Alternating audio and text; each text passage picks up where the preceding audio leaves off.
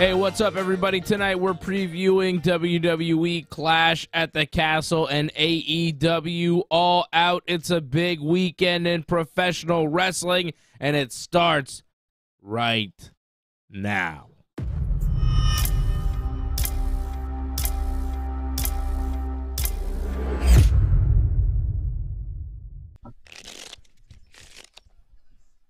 This is how you start your weekend in professional wrestling right here with Wrestling Uncensored. I'm Dave. He's Johnny. Let's get it. What's up, Johnny? Big weekend? Are you excited? You don't seem that excited. Well, I just hope I can get through it. There's going to be a lot of wrestling to watch. A lot. So I think tomorrow will be all right. I'm actually more worried about Sunday because All Out seems like a marathon. So we'll see what happens with that. But yeah, AEW does 4 pay-per-views a year, and they all seem like they go 4+ hours, right? Well, and there's what? As of right now, we have 14 matches. They might announce more matches, possibly. Really? 14? Wow, you're right. That's crazy. 3 on the pre-show, maybe, but that still leaves, if my math is correct, 14 minus 3, let's see here, it's 11 on a pay-per-view that starts at 8 p.m. Eastern on a Sunday night. Yeah. So tomorrow may not be that bad. Like, 3 hours, that's not so bad. 4+, that's going to be kind of rough. But, again, if pay-per-views are long, it's not a big deal if they're good. So, as long as it's good, I won't mind it that much. Well, hopefully we get some good wrestling action, and we are going to preview all of that here for you. We'll preview the AEW All Out show, and we'll also preview the WWE Clash at the Castle. AEW is doing a live Rampage right now in Chicago. And we have Hangman Page, Johnny Hungy, and Alex Reynolds battling Orange Cassidy and Trent and Chuck. And the winners of this will face the Young Bucks and Kenny Omega in the finals of the Trios title tournament. And, of course, it's going to be Hangman Page and the Dark Order winning this match and going on to face Hangman's former friends in the Elite, Kenny and the Bucks, which is pretty cool. Match not over yet. We'll tell you when it's official, but come on. This is what I predicted from the start, right? Dark Order versus the Elite.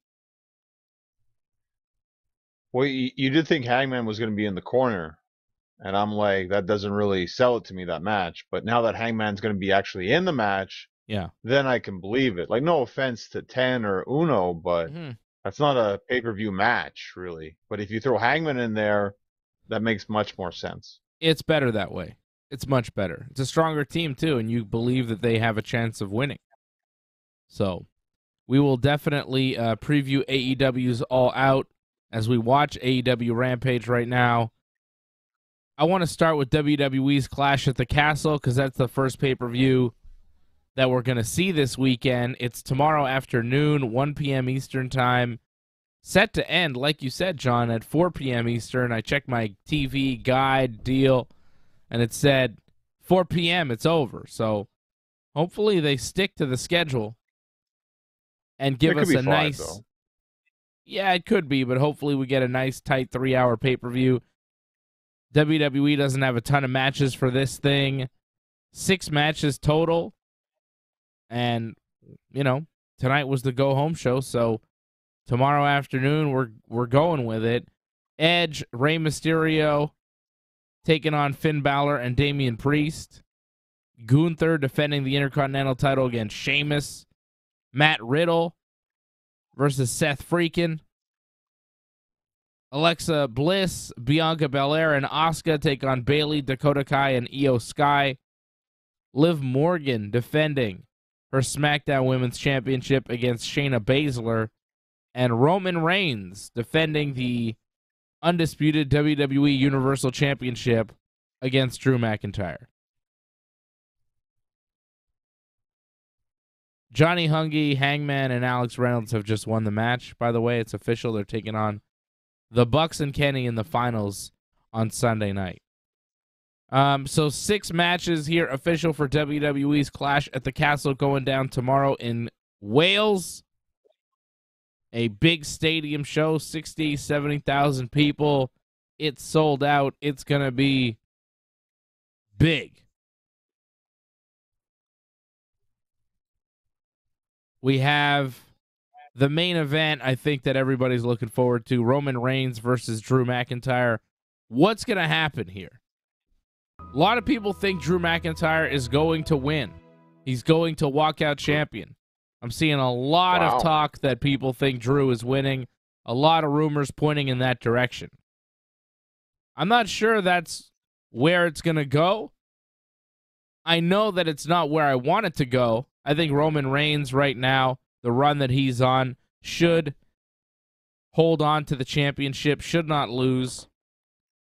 However, I'm hearing different things. I'm hearing that the USA Network wants a champion, that the unified championship might not be able to last long term because both channels, Fox and the USA Network, they want a champion on their show. And right now, Roman Reigns, as the Universal and WWE champion, he's on SmackDown and pretty much SmackDown only, although he has been appearing on Raw once in a while. He's mostly on SmackDown. So there is some talk that Drew may win, make it one belt, put it on Raw, and then they put a new belt on SmackDown. It's possible. But there's a lot of talk that Drew McIntyre is going to win in Wales. A lot of people expecting it to happen. I'm on the fence. I'm not really sure. But the smart money right now is pouring in on Drew McIntyre. If you were going to bet, I think you can bet somewhere. But it just seems like a lot of people in the know are saying, yeah, this is going to be Drew's moment. I don't know. Is he officially the odds-on favorite? Is Drew really the favorite in this match? I will Google for you betting odds for Clash at the Castle. And it must be the first time Roman's not the favorite. No, Roman Reigns is the favorite according to this report from Makes Wrestling sense. Inc. Wrestling Inc. has betting odds. I don't know where they're getting the odds from. Let's see. It's from somewhere. I have no idea where they get their odds from. But apparently Roman Reigns is a slight favorite, minus 160. Drew McIntyre plus 120, the underdog. So Drew is expected to lose the match. But I'm telling you, I've been seeing, reading all sorts of stuff about Drew McIntyre winning. I don't think it's going to happen. I agree with the odds makers. I think Roman Reigns, that's a smart move. Roman Reigns maintaining this run, 2 years as champion. Didn't even get to have a celebration tonight. Usos and Sami Zayn in the ring, doing a promo, waiting for Roman Reigns to come out to celebrate the 2 years as champion. As soon as Roman gets out of his truck in the parking lot, Drew McIntyre kicked him in the face, dropped him. And that's all we saw of Roman Reigns tonight on SmackDown. But the Tribal Chief will be in Wales, and I would like to see the Tribal Chief retain the championship. I've said it once. I'm going to say it again. I think that he should hold on to the belts until at least WrestleMania, where he should face The Rock. Roman's whole deal is that he is the head of the family, the Tribal Chief. The Rock is in that family. The Rock is a guy who can make a claim at, no, I'm actually the Tribal Chief, Roman, not you. I think that would be an interesting matchup. A lot of people would like to see it. It writes itself. It's a perfect story. Rock versus Roman at WrestleMania. If you can get Dwayne, get Dwayne. Keep Roman as strong as possible. Have him beat Rock at WrestleMania, and then drop the belts to whoever at some point after that. But not until then. Not until he beats The Rock at WrestleMania would I take the belts off Roman Reigns. But plans always change. And, I think Vince McMahon would have probably kept the belts on Roman, building him for The Rock. But who knows what Triple H's booking philosophy is? Who knows if Triple H even has The Rock for WrestleMania? Maybe that was a Vince deal, and maybe now The Rock is less inclined, and maybe he's got a movie that he's going to do instead. Who knows? So nothing is set in stone here as far as The Rock at WrestleMania. But if it is The Rock at WrestleMania, Roman should be holding on to the belt tomorrow. If I were in charge of the WWE, that's what I would do. I would try my hardest to get The Rock at WrestleMania too for Roman Reigns because it just makes sense. And John, we've talked about this before. I think you're on the same page, right? About The Rock and Roman for WrestleMania. Yeah. I mean, it should have happened this past year, in my opinion, but yeah. Yeah. Well, I guess the schedule didn't work out. Plus, they're in Los Angeles next year. It makes so much sense, But would you keep the belts on Roman until then?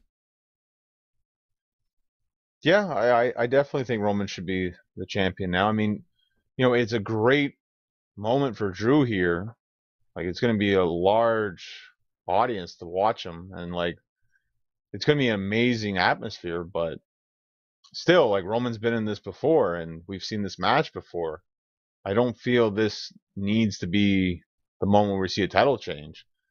Clash at the Castle. Are we going to see another Clash at the Castle ever again?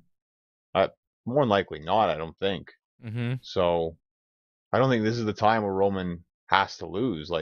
To me, he can only really lose at WrestleMania at this point for having such a long title reign. I don't see Drew McIntyre as an interesting enough character right now to warrant becoming champion, to warrant being the guy over Roman Reigns. Drew is kind of, he's not lighting the world on fire. And when he was champion, he wasn't spiking ratings. He wasn't, Drew, to me, is okay, but Roman is on such a monster run. To end it for Drew, who's not really that hot right now, seems misplaced. Drew, this is not the hottest, most, exciting Drew McIntyre has been, even in his own career. I don't know how behind him the fans really are. I don't know. I wouldn't do it. I wouldn't do it. And I know a lot of people saying, well, it's in the UK, and he's from the UK, and the UK, and the UK. Shawn Michaels beat British Bulldog in the UK for the European Championship when Bulldog dedicated the match to his dying sister. So if Bulldog can lose to Shawn in the UK on pay-per-view, why can't Drew? Aren't they saying that this is the first pay-per-view in the UK since SummerSlam, but that's not true at all? Or are they saying outdoor stadium show since that? Because Insurrection happened. I feel like WWE's trying to say, oh, this is the first pay-per-view we've done there since SummerSlam 92, but that's not the case at all. Again, it's the way they, tell their stories. Someone tweeted us recently, how WWE likes to rewrite history or change the narrative. It's the whole thing about Aaliyah with her fastest win in WWE history is not exactly accurate, but the way they twist it around, oh yes, it is in women's history, but they'll never say that completely, right? So they'll just leave out the extra details and just say, oh, this is the first time in so long, Yeah.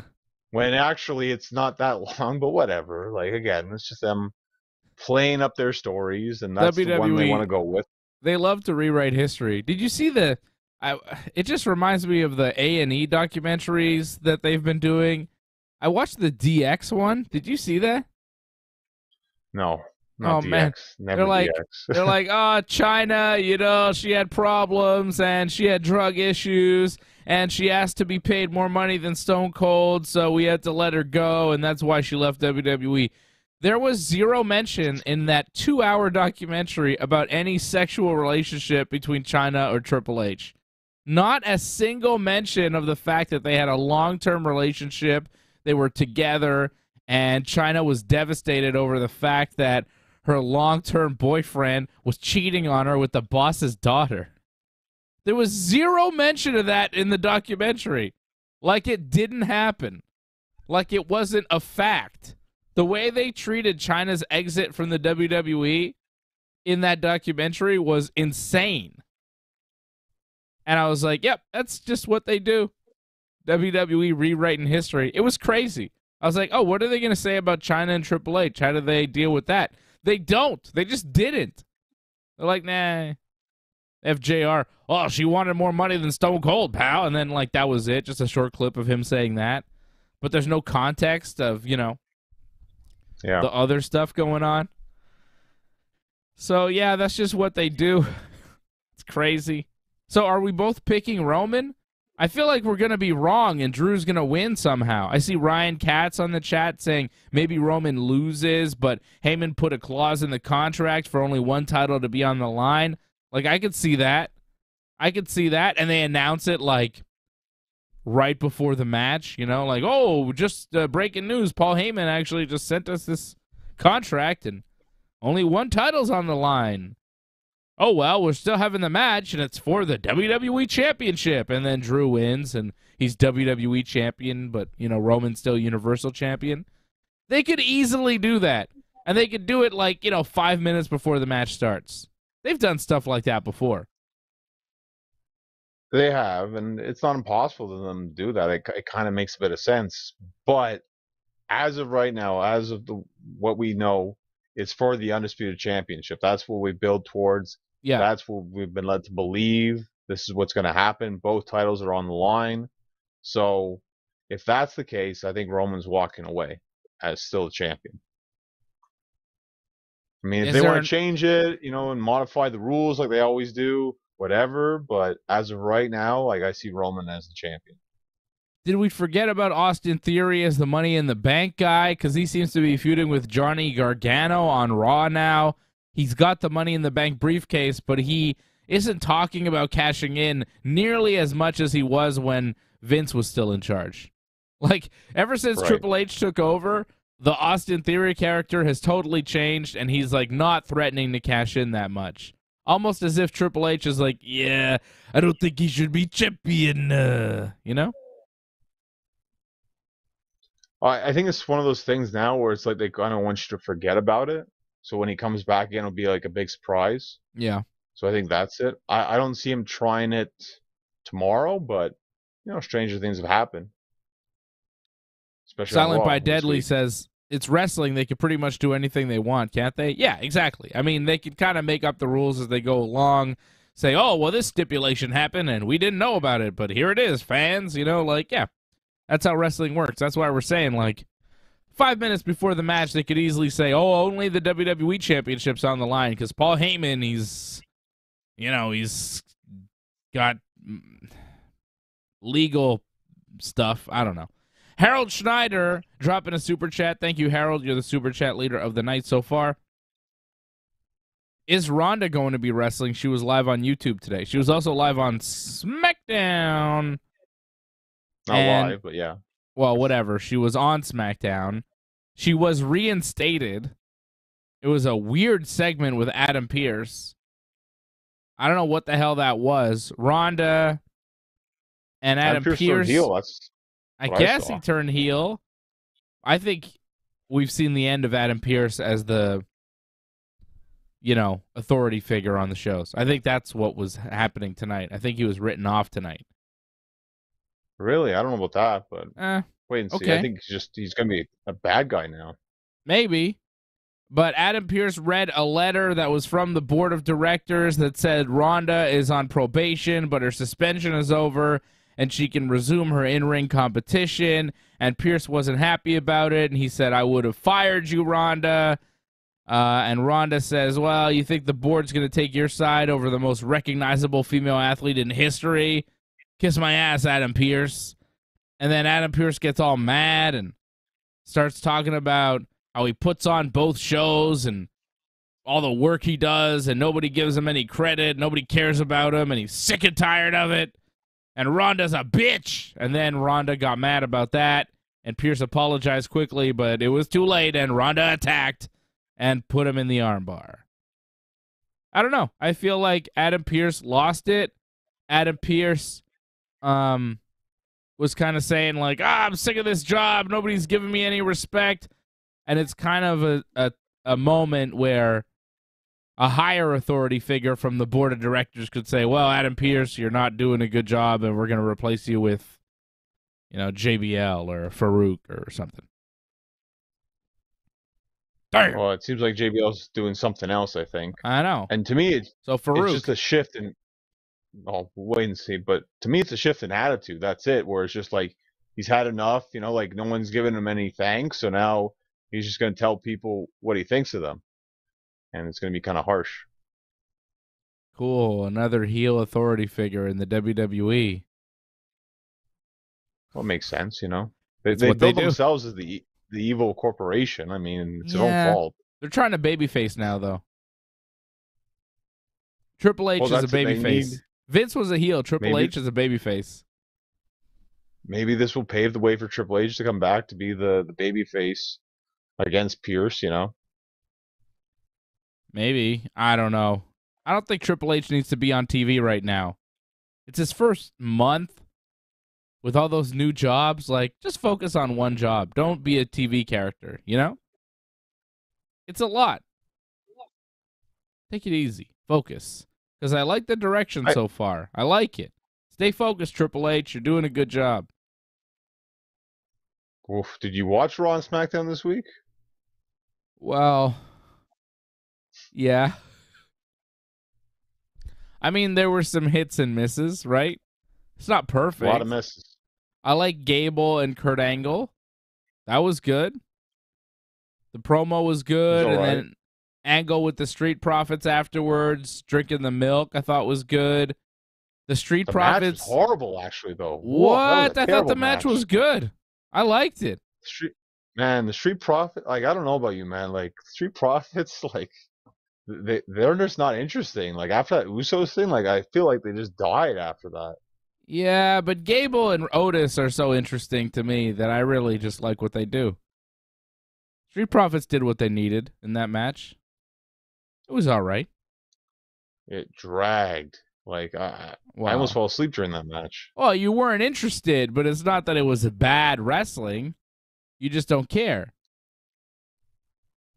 Well, I think it's too long. That's a problem. They can have long matches, and I feel like this was the problem this week a lot, where it's you can have long matches, but when nothing's happening, as we saw tonight with the Viking Raiders and New Day, you can have a hardcore match, but when you just do nothing, and then commercial break, another commercial break, but we'll finally give you the table spot finally at the end. But you wait so long. Yeah. Yeah, that match kind of took a while to get interesting, but Raw had a lot of filler. Damian Priest and Finn Balor beating AJ Styles and Dolph Ziggler. Why was that even happening? AJ Styles and Dolph Ziggler, what are they exactly? A bad tag team? The crazy part was that, to me, that was the best match I saw on Raw.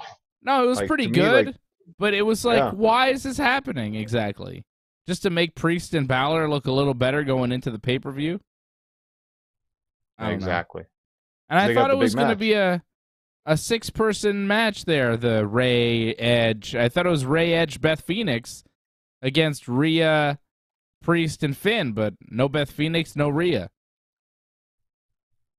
Well, we would like Beth to come back and wrestle, but is she ready to wrestle? Mm. It might be a whole different story. I guess. And I don't think they're big on the idea of they don't mind Rhea beating up Dominic, but I don't think they want, Dominic getting offense on Rhea. So that's why it's got to be a tag, I think. Well, I think Dominic, Antoinette, there's Antoinette. She says Dominic's going to turn on Ray. I think he might turn on Ray.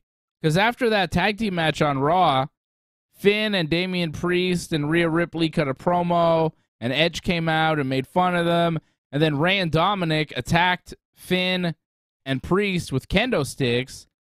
But then Edge and Ray kind of fought off with Priest and Finn, and then Rhea Ripley and Dominic were in the ring together, and Dominic had a kendo stick, and Rhea's like, well, you're not going to hit me. I'm a lady. You're not going to hit me. And somehow convinced him to give her the kendo stick, and it looked like maybe she was going to hit him with it, but then Edge and Ray got back in the ring to kind of defend him, and Finn and Priest decided to pull Rhea Ripley out of the ring because it was 3-on-1, but what were they really going to do to Rhea Ripley? It was weird. Yeah. And it did feel like, oh, Dominic and Rhea have some sort of thing going on where she's put a spell on Dominic in some way. And maybe Dominic is going to join this Judgment Day team. Ray asked him, like they did a promo too, where Ray's like, oh, man, you're going to be in my corner. And Dominic's like, yeah, I guess I'll be in your corner. He's kind of like, I thought this was going to be a family thing where we're going to team up. And he's like, yeah, but Edge is like family, so just be in our corner. And Dominic's like, yeah, all right, I guess. Booyaka, booyaka, Wasn't into it.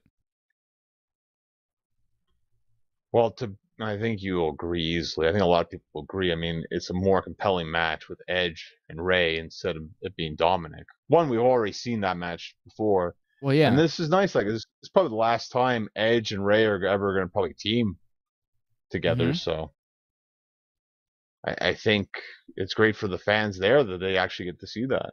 Instead of, Dominic and Ray again. Like, how many times do they have to wrestle Judgment Day? Feels like the whole summer they've been wrestling. No, I agree. It's cool. It's different. It's Edge and Ray. I like it.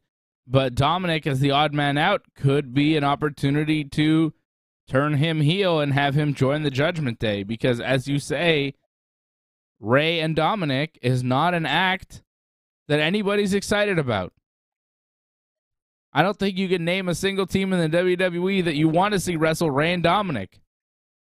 I think Ray and Dominic as a team is over. It's not serious. It's played out. They've tried it. They became champions. They had their nice father-son story. It's time to move on. Dominic's got to grow up. He's got to grow up. He's got to become his own man in the WWE. Daddy's not going to be there forever to hold your hand. Sometimes you got to grow up. Be your own man. Do your own thing.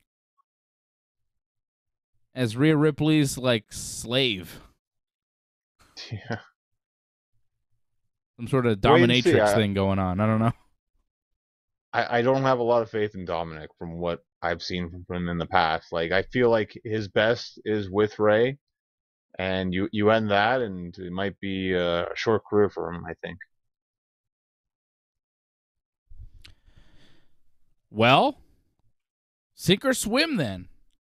I mean, okay. If it's a short career without Daddy, then it's a short career without Daddy. Ask David Flair how that life went. I think it was all right. But yeah, he needs a lot. He needs a lot of work. But if he can't pull this off, how much time you give him? Still the end of the year? That's it? I mean, that's not a lot of time, John. You expect him to be a guy that fits in when you watch him? Like, when you watch Raw and you see Dominic Mysterio, you go, what the hell is that? What's going on there? Everybody else kind of makes sense. Then you see him, you're like, what? Whose son is he? Oh, the guy in the mask. Oh, okay. Cool. It's like, it doesn't really fit. So maybe if he turns on his dad, he could get a new look, get a new attitude, and maybe something will come out of him that we haven't seen before. I hope it happens. And if it does happen, that means I think the Judgment Day would win. Yeah, I hope they have do. to actually finally win one match. They should win. They lost at SummerSlam. Yep. They lose all the time, actually. They finally started to win now, so they really need to win at Clash at the Castle. Yeah. I agree. What are we agreeing on all the matches here? We both got Roman. We both got the Judgment Day. So Interesting. far, we'll wait and see. It might change. I don't think we see a title change here at this pay-per-view. We didn't I see think one there with... definitely should be. Well, where? Is Gunther dropping the Intercontinental Championship to Sheamus? I don't think he is. I'm looking forward to this match. This, to me, is the match I'm watching for. This is going to be awesome. Gunther and Sheamus. But I don't think Gunther drops the belt to Sheamus here. He hasn't been champion for long, and I don't think it makes sense. I'd be surprised. Yeah, no, there's no title change there. I agree. And Liv Morgan, I don't think, is dropping the belt to Shayna. Not here. She beat Ronda. She found a way to beat Ronda. She's going to lose to Shayna on the next pay-per-view? It's a little odd. I don't think so. Like, I don't agree with what they're doing with Liv, but right, they're running with it for whatever reason. They're doing this, so. And they're probably, like you said, they're not going to end it here. They're probably some sort of end game that they have idea, which is going to be a bigger thing than this. So yeah, I guess no title change there too. Wow, no title change again. It's very surprising. Like, is this like the second pay-per-view in a row? Because SummerSlam, did we see a title change? I don't think so. I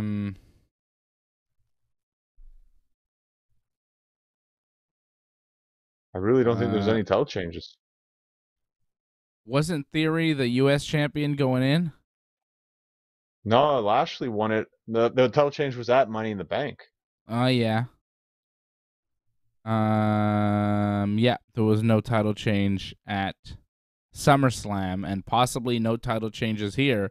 Although Drew McIntyre, it's possible. I swear Jay Uso or Jimmy Uso called him Jew McIntyre on SmackDown. I think it was Jay. Drew McIntyre! I was like, whoa. I didn't know he was one of my people. He's not. He's Scottish. I'm sure there's some Scottish Jews, but Drew McIntyre is not one of them. No title changes. Liv is going to beat Shayna. Liv said she's going to break Shayna's arm in the promo on SmackDown. I was like, what? What do you mean? She's super Liv. She's like Super Cena now. What are you talking about? Of course she can do anything. Well, I mean, she barely squeaked by with a win over Ronda, right? I don't see her as super strong, super powerful. They haven't built her as that. They built her as the babyface who gets the shit kicked out of her, then somehow finds a way to win in the end. That's who she is. She takes a beating and somehow survives. She's not the person that's going to break your arm. It was a weird statement. Shayna, was laughing. Like, it is laughable, but I think it's probably going to happen. Because this is a super push. Like, they're just going to shove this down our throats. I don't know if they want us to hate her, but it feels like we're going down that road, it seems. Like, Ronda's becoming an even bigger face now. Yeah. Being like the whole anti-authority thing. And I think Liv, being like this unbeatable champion, is becoming one of the most hateable characters in WWE. Yeah. I like that. I don't know if they want us to hate her, but I sure do. It's like, I don't know, but man, she's irritating. She is annoying. And everybody that goes against her, I like so much. Way more than her. I mean, she's one of my least favorite wrestlers in the women's division for sure. She's not Shayna Baszler or Ronda Rousey, that's for sure. I don't believe Liv Morgan. I believe Shayna. If this were a real fight, it wouldn't even be a contest. But it's pro wrestling, so Liv Morgan will win. I like everybody in the 6-woman tag more than Liv Morgan.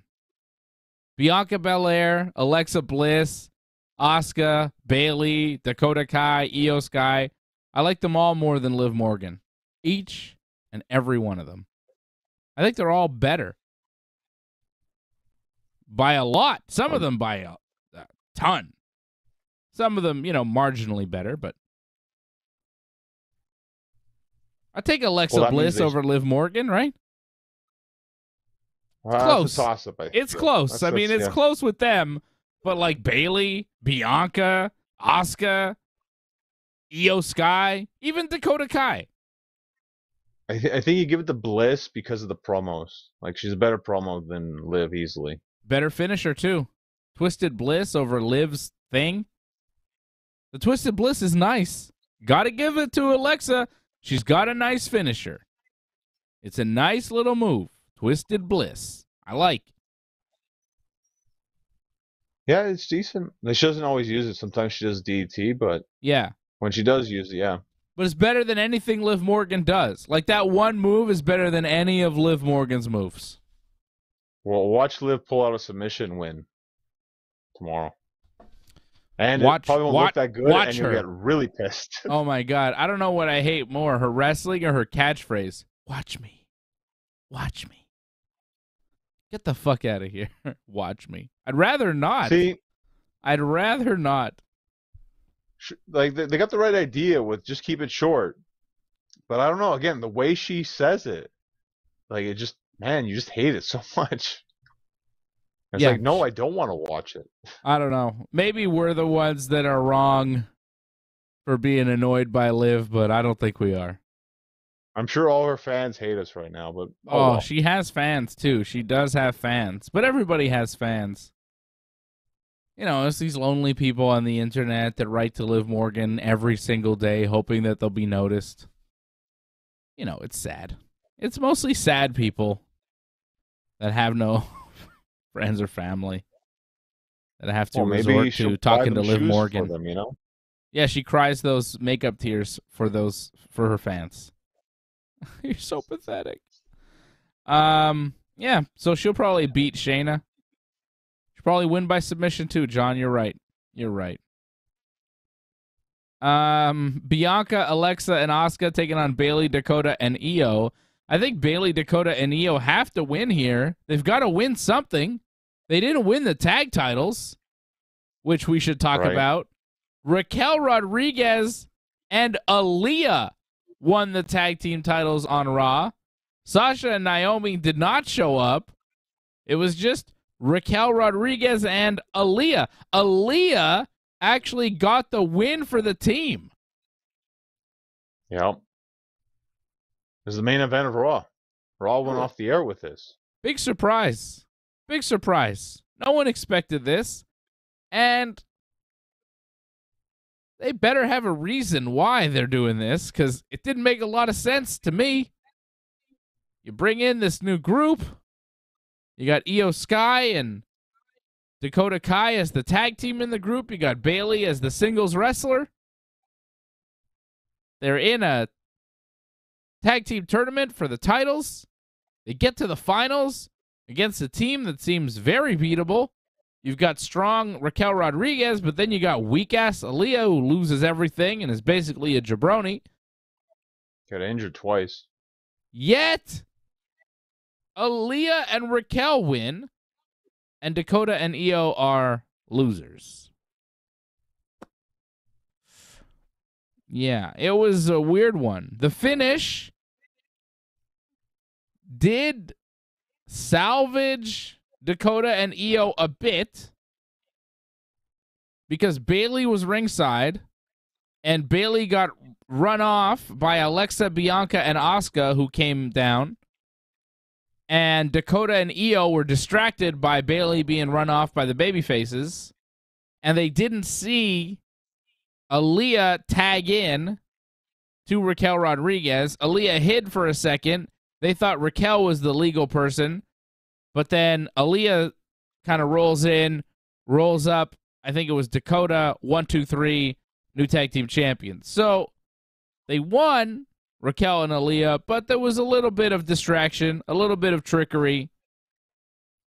And they left it open where, okay, they won, but maybe if Dakota and Io weren't distracted by the outside stuff, that Dakota and Io would have won. So in a rematch, it does make sense for Dakota and Io to possibly win.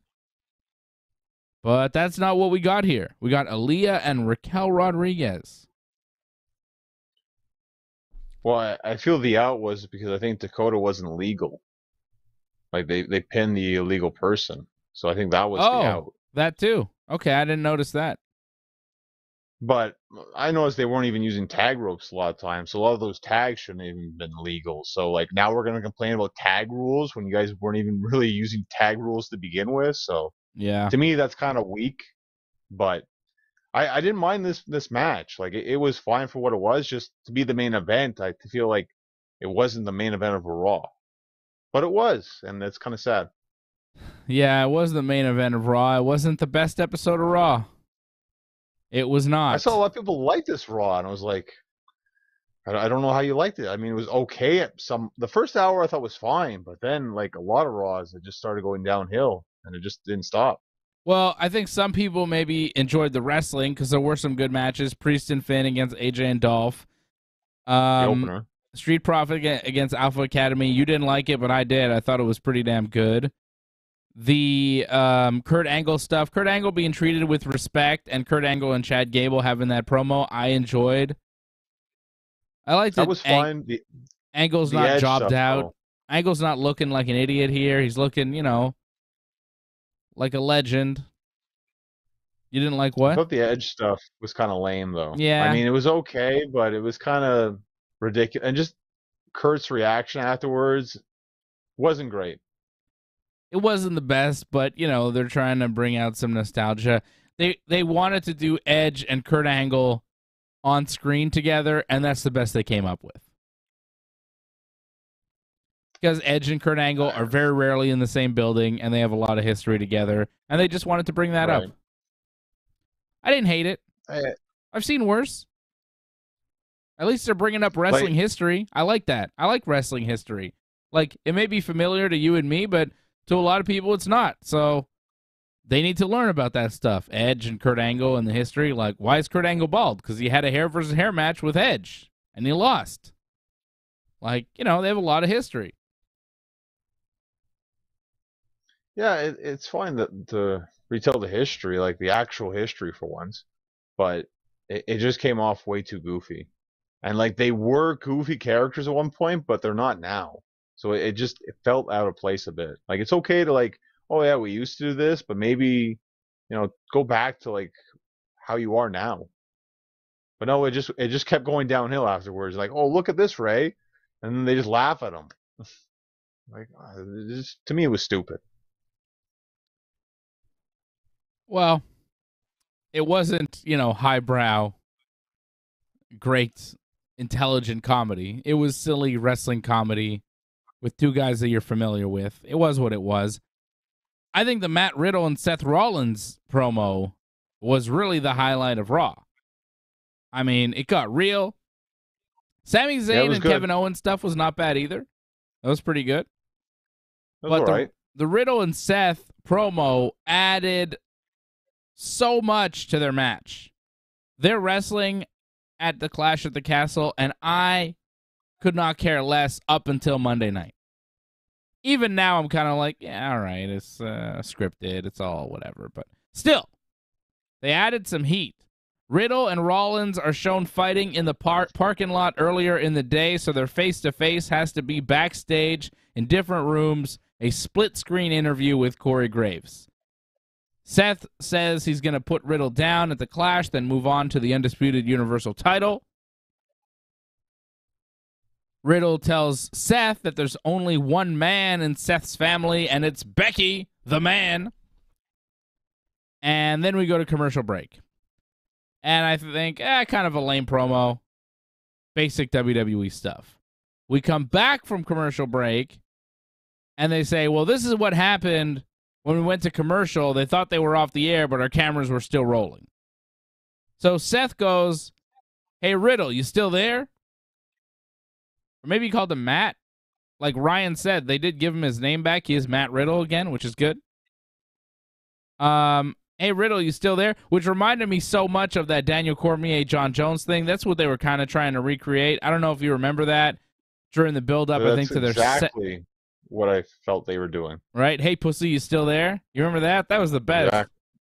Hey, pussy, you still exactly there? what it was. I would never That's a let nice you kill tribute. me. I would never let you kill me, John. How you gonna kill me? That was great. Hey, pussy, you still there? He didn't say, hey, pussy, you still there. I think that would have been too obvious. That is a classic line from John Jones. Hey, pussy, you still there? He's calling the guy who he's going to fight, who's clearly not scared of him. He signed a contract to fight him. It's Daniel Cormier, one of the greatest fighters of all time. John Jones is like, hey, pussy. That's the only guy get away with calling Daniel Cormier a pussy. That's fucking unbelievable. John Jones is too much, man. Oh, but you know, Matt Riddle beat him in a wrestling tournament. Not pro wrestling, amateur wrestling in high school. So Matt Riddle's a badass too. And we come back from commercial, and Seth says, hey, Riddle, you want to mention my family? What about yours? Oh, right, you don't have one because your wife divorced your ass and took your kids. And I was like, oh, shit. And Riddle gets really mad and starts swearing at Seth. Where are you? I'm going to fuck you up. I'm going to fuck you. Like, he's swearing. He's saying the F word and everything. It's getting beeped. Where are you right now? I'm going to get you. Like, he's mad. It seemed mad. And, you know, that's out there. The Riddle family stuff. The Riddle family drama. His wife has posted on Instagram about it. It's not a secret that Riddle apparently moved to Florida and his family stayed in another state, and it kind of dissolved his marriage. And I imagine cheating on his wife didn't help either. Yeah, he was cheating on his wife as well. She found out about it, but they stayed together afterwards, but who knows what else happened. Who knows what went on between those two. It's not my business, but it is public because she has put it out in public, so it made the wrestling dirt sheets, and people are knowing about it, and people are talking about it. And Seth Rollins is the first one to bring it up on TV, and it added a whole extra level to their match. And it's got to hurt a little bit. I mean, you're not seeing your kids. Can't feel good.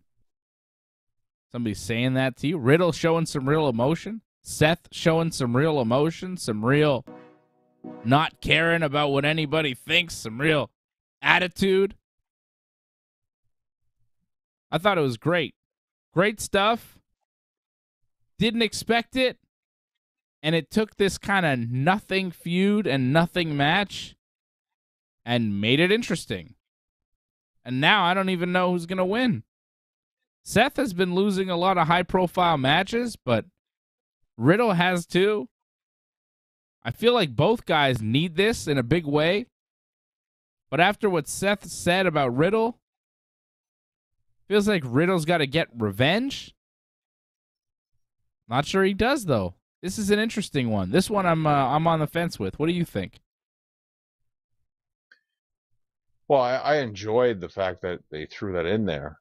It's just, it kind of like you, it's kind of off-putting that the heel kind of got the over in the promo. Because Riddle didn't have much of a comeback any more than just, I'm going to F you up.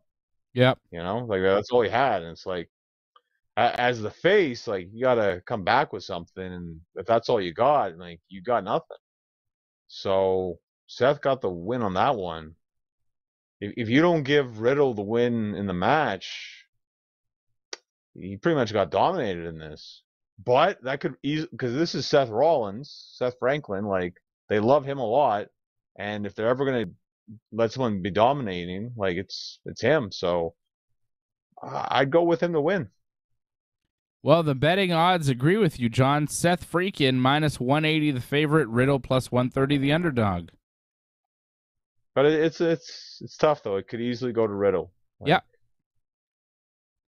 I think it's tough too. But I'm gonna go with you. I'm gonna go with the betting favorite. I'm going with Seth because I feel like he is Triple H's golden boy. Above everybody else. Maybe not Randy Orton, but Randy's got a serious injury. So above everybody that's currently wrestling, I think Seth Rollins is the number one pick for Triple H. I think he is the guy that Triple H would put on top of the whole company. Over Roman, even, you know? I think Roman was more of a Vince guy, and Seth is more of a Triple H guy, and I feel like Seth is the guy for Triple H. So, yeah, I could see Seth winning this one, and then winning a lot more going forward. Seth Roman, for the belt, is a pretty good backup plan for WrestleMania if you don't have The Rock. It's a good backup plan for really any pay-per-view. You want to throw like doubt that Roman's going to lose. That's the best option. Seth beat him, didn't he? Last time they met by disqualification? Yeah, DQ. Yeah. Title match. I mean, usually you get a rematch off of that. And Seth keeps talking about the Universal title. Talked about it in this promo early on with Riddle. Said after he's done with Riddle, he's going for the belt. He keeps talking about it. You figure he's setting something up. Down the road, he's going to get there. But I think we're forgetting something here. This is only their first match, right? Yeah, you think we see a trilogy type of thing? I mean, it's possible. They got real personal in this promo on Raw, where it would be hard to just do one match and then they say, well, forget about the issue. We're all good.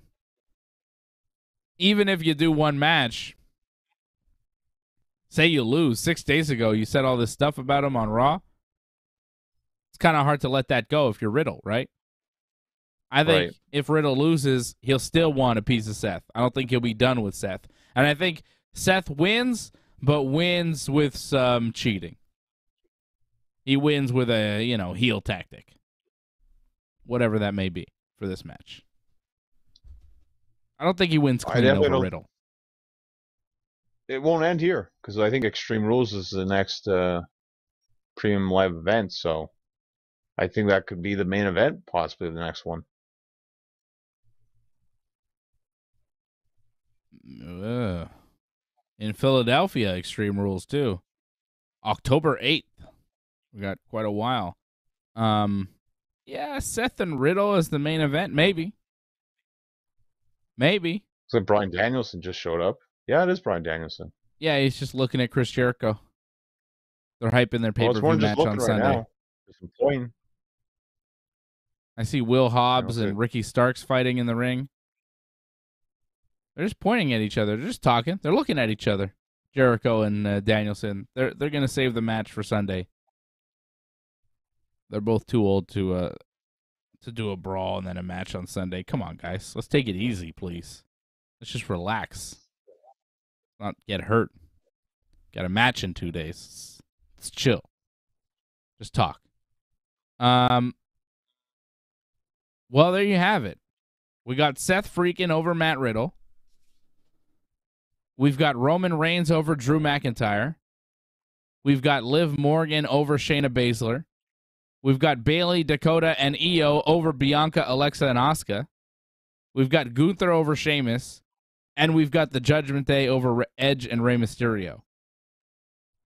And that's WWE Clash at the Castle.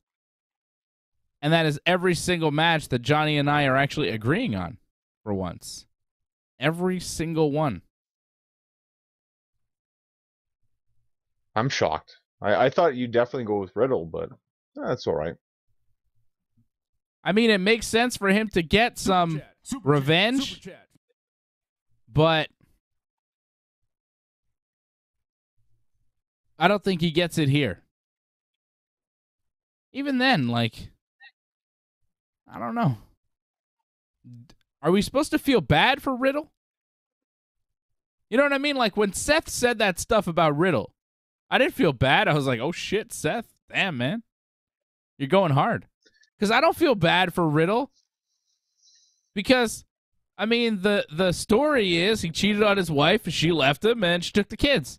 I mean, that's kind of, well, you made your bed, now you got to sleep in it, Riddle. You know, it's like, well, he's not the good guy in that situation. If you cheat He on your moved away from his spouse, family. he moved away from his family. He seemed to abandon his wife and kids.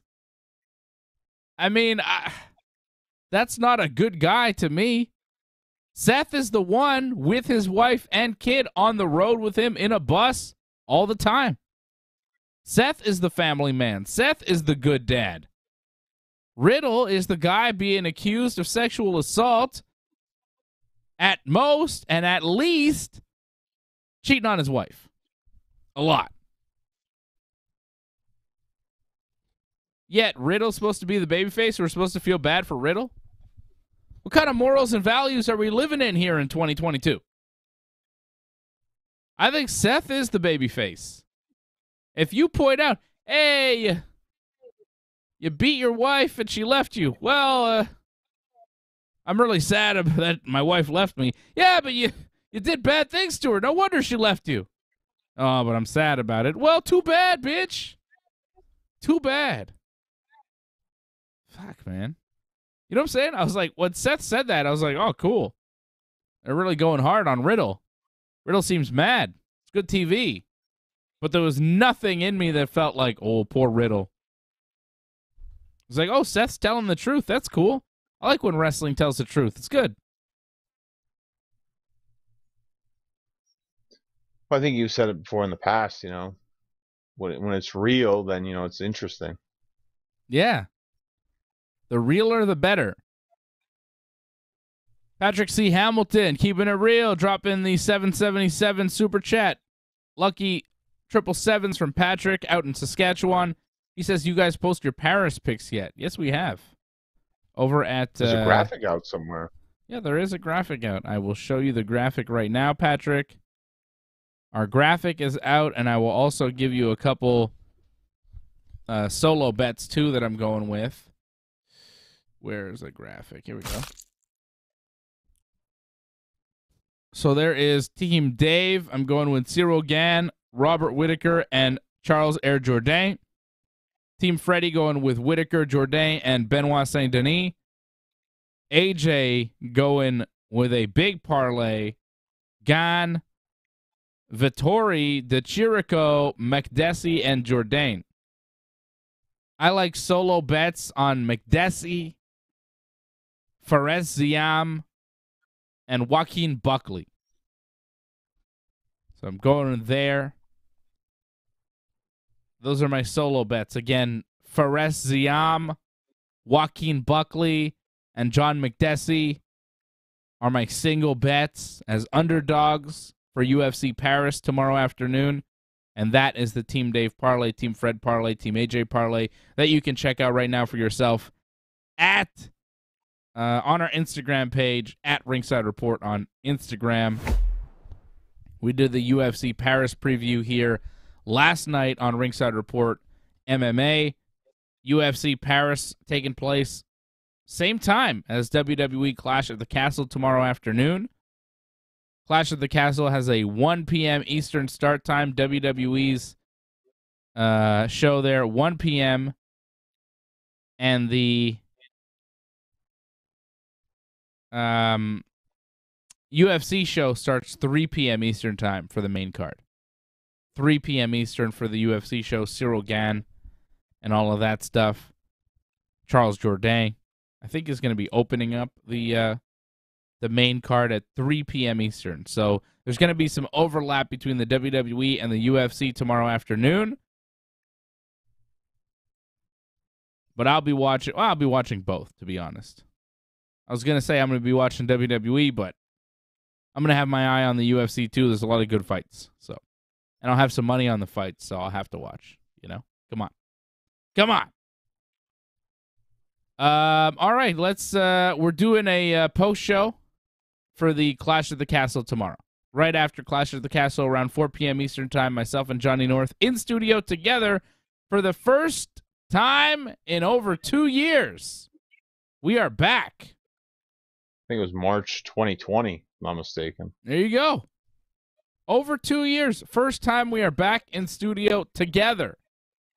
John will be sitting here right next to me tomorrow afternoon, 4 p.m. Eastern time, right after WWE's Clash at the Castle. Johnny will be reporting from home on Sunday night, late Sunday night, for AEW's All Out. We'll be doing a post show for All Out as well. Should be around midnight Eastern time, Sunday night, or I guess technically Monday morning. Johnny's a stickler for that. I was going to say. I know. I knew it was coming before you said it, John. I know you. We've been doing this show for a long time, John. 600 episodes next week. It's crazy how it flew by. Yeah. Kind of flew by. Well, some of them have flown by. Some of them have not. Some of them were rough. I mean, they mostly fly by. You and I talking wrestling, Wrestling Uncensored, the weekly show, usually just kind of, all of a sudden, we've done 2 hours. What happened? Well, I'm just remembering the episode where, it was just me for a bit, or for a good chunk of it, and I was like, that was different. Oh, well, there was one episode where we had technical difficulties. Thanks for bringing up that one sore point in the over 600, over 600 shows, really, we've done together. You bring up the one where we had technical problems that were difficult. But we survived, and we got through it. You came back in the end. I survived you over these past 600 episodes, John. That's what I've survived. I've survived the beast, Johnny North. Technically, it's 500 or something for me, because for the first little bit, you had Jeremy Prophet. Yeah. That's correct. This is Wrestling Uncensored, episode 599. Crazy. Congratulations, by the way, to our buddy Jeremy Prophet, who won the Jacques Rougeau Lutte Academy, and he will be going to the AEW taping in Toronto, and will be getting a tryout with AEW Wrestling, right? Well, I mean, him and Jessica Black, they're both going to Dynamite and the Rampage taping, the 12th and 13th, I think, of October. Yeah. And then they're going down to Georgia, and they'll be training at the Nightmare Factory. So that's what's going to happen. Well, that's cool. How long do they train at the factory? I think at least 3 months. Oh, wow. Sure. I think it's guaranteed 3 months. Wow. Well, that's cool. There you go. Jeremy Prophet, former Wrestling Uncensored co-host, friend of the show. Maybe you'll be seeing him on Dynamite one day soon, which would be pretty excellent. Well, I mean, he'll be backstage, and I imagine there'll be quite a few wrestlers that can't make it across the border, so they'll have some spots available. It makes sense. You see him on Dark Elevation, him and Jessica. Look forward to it. So congratulations to Jessica and Jeremy, doing big things representing Montreal and Canada in AEW. So very cool. Talking to Jeremy about the UFC Paris show, giving me his the picks. Guy who eliminated me, Matt Black, he made it as well. He's an amazing wrestler. So that's going to be very interesting to see him in AEW, because to me, he's a perfect fit. Oh, wow. I didn't realize there was so many people that won. Yeah, I think there was 4 winners. The other guy, I think, was Dylan Davis. I think he was from Newfoundland. He also won. So there's he was from Newfoundland, Matt Black's from Ontario, Jeremy and Jessica from Quebec. They had a wide variety of wrestlers all throughout Canada in this. Very good. And it was kind of cool. QT was there, he wasn't there at the show because he's not vaccinated, but he was watching it, and he decided it and everything. Do you know this for a fact? Yeah. Is he public with that, or is that just Well, I said it, so it's public now. Oh boy! But I'm not worried about it. All right. Well, he can't come to someone's choice. He can't come into the country. Why would you worry? Yeah, well, that's it. Yeah. But yeah, he pretty much picked the winner. He saw the matches and he picked who went on, who was going to make it. Cool. So that was kind of interesting, but also very dramatic too. And that's rough for the little, the people that didn't win. Like you. That whole setup. Well, actually, I've been eliminated like back in May, so it Oh, wasn't that okay. big of a drama thing. Well, I'm like, wait a second. You're like, oh, it's rough for the people who didn't win. I'm like, weren't you on this show? Didn't you not win as well? What the hell? How about rough for you? No, no. You should be in AEW too. You're amazing. Yeah, but they didn't pick me. Their loss. Too bad. Yeah. But they picked someone very good, Matt Black, though. Like he's amazing. Like hopefully you'll see him on television soon. Yes, I hope so. And then you could point him out to me and be like, hey, that's Matt Black. I wrestled him. They say, might cool. change his name and Jessica's name because they're both named Black. Yeah. And there's the House of Black. So I don't know if they'll keep their names, but wait and see. Well, maybe they'll just replace Malachi Black because there's reports that he asked for his release from AEW. So maybe he'll leave and they'll have a new House of Black with new people named Black. Yeah, I don't think he's leaving, but people can spread rumors and all that, but he's wrestling at All Out, and they're probably not going to win, but I don't think he's taking the fall in that one. Probably not. It'll be, let's get to the All Out preview. It'll be, oh my God, so many matches.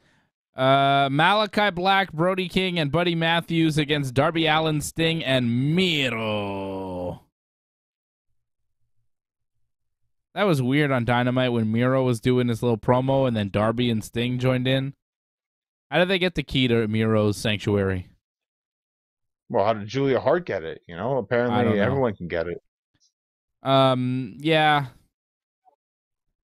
I don't know. This match is just kind of thrown together. It could easily be on Dynamite and not on pay-per-view. I don't know. I don't care about this one, really. The House of Black has been not fun. I don't know. Did we? I think we said, like, oh, is this going to happen? Like, I thought you were kind of like, it really shouldn't happen because you weren't interested in whatsoever. And you said Miro with, like, Sting and Darby. It doesn't make sense. Yeah. But that promo was to help it make sense. Did it work? Like, to me, like, what else are you going to do at this point? Are you going to put, like, Sting and Darby in a team against, like, two members of the House of Black, and then, like, Miro will just wrestle Malachi by himself? I'd rather just put them all together. It makes more sense. Get it over with. Right. Yeah, okay. Well, that's what we're doing here on this pay-per-view. We're getting stuff over with. So Darby, Sting, and Miro win? Could be a good match. Like, the match itself could be good. I just don't care about this story at all. The whole Miro against House of Black thing has made very little sense. There's been no interaction between Miro and Malachi Black other than these weirdo backstage promos they cut on each other. Why do they even not like each other?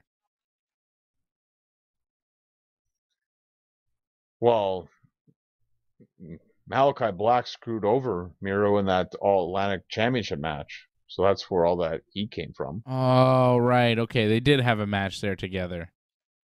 A forgettable match with two other guys. It was on pay-per-view, but okay. Yeah, but, that Atlantic Championship, like, it's on the pre-show now. Pac is defending against Kip Sabian. I mean, it's because of who Pac's wrestling. I mean, it's Kip's first match back in, like, over a year. Like, it might be all right, but I'm not expecting, like, a high-quality match. I mean, it's just Pac will make it really good, but we'll see if Kip can keep up with him. Yeah, Pac will win, too.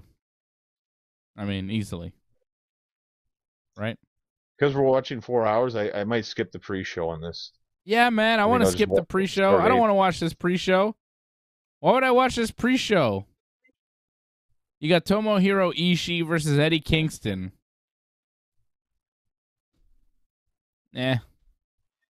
Whatever. Aren't you big on Ishii? Like, I thought you liked him a lot. I mean, I like Ishii, but I think I'm done with Eddie Kingston. I'm just like, come on. I haven't seen him have a really good match, maybe ever. Not interested. Well, he sold that Punk match. I was definitely interested to see what would happen with that. Yeah, but Wasn't how'd it great. turn out? Yeah, it wasn't a great match, but No. they definitely sold me on wanting to watch that match. Oh, wow. You telling me So, CM Punk talked you into watching a match? I mean, that's what he yeah, it keeps does. happening. Yeah, he's good at it. He's very good at it, yeah. Yeah. Has nothing to do with Eddie Kingston. As much as Eddie Kingston might be mad about that, it has everything to do with CM Punk. Because he's the best thing fucking going in AEW right now. Eddie Kingston sure isn't. He's on the pre-show where he belongs. Jon Moxley sure isn't. Well, he's in the main event, though. Not even Hangman Page. You know, the best thing in AEW right now is CM Punk. The best wrestler in AEW is Bryan Danielson, but that's another story. But the hottest act in AEW, the guy that people are talking about, the guy that people are excited about, it's CM Punk. He's challenging Jon Moxley for the AEW World Championship. Moxley issued an open challenge on Dynamite this week. Says Punk folded last week. They were in Chicago, right? They're in Chicago all week. They were in Chicago tonight for Rampage, in Chicago for Dynamite, and in Chicago on Sunday for the pay-per-view. They're always in Chicago. They love it there. And CM Punk, of course. Same arena, too. Same arena. And CM Punk is from there, of course. We all know. Mox says Punk has a fragile ego, fragile body, weak mind, and a weak spirit. Leaves an open contract in the ring and leaves. A man comes out in a polo shirt and an AEW lanyard, and he takes the contract and puts it in his pocket. We are informed that the man is Ace Steel. And the only reason why I know that name is because I followed CM Punk's career pretty closely, and I know that Ace Steel is the guy that trained CM Punk and gave him his first few bookings, I think. I guess he works in TNA, I think, too. He works in TNA? Or he gave him a... He wrestled. Oh, okay. Well, he was a wrestler, and he also trained Punk, and he's a friend of Punk's, and I guess he works for AEW now? Yeah, I'm guessing he's some sort of producer or something, or agent.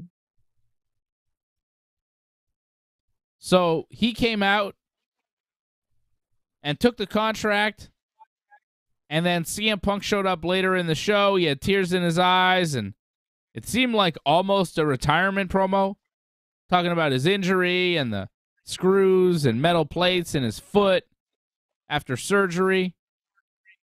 And then some guy was heckling Punk, and he says the 16 screws more times than this fat guy in the front row has ever gotten screwed in his life.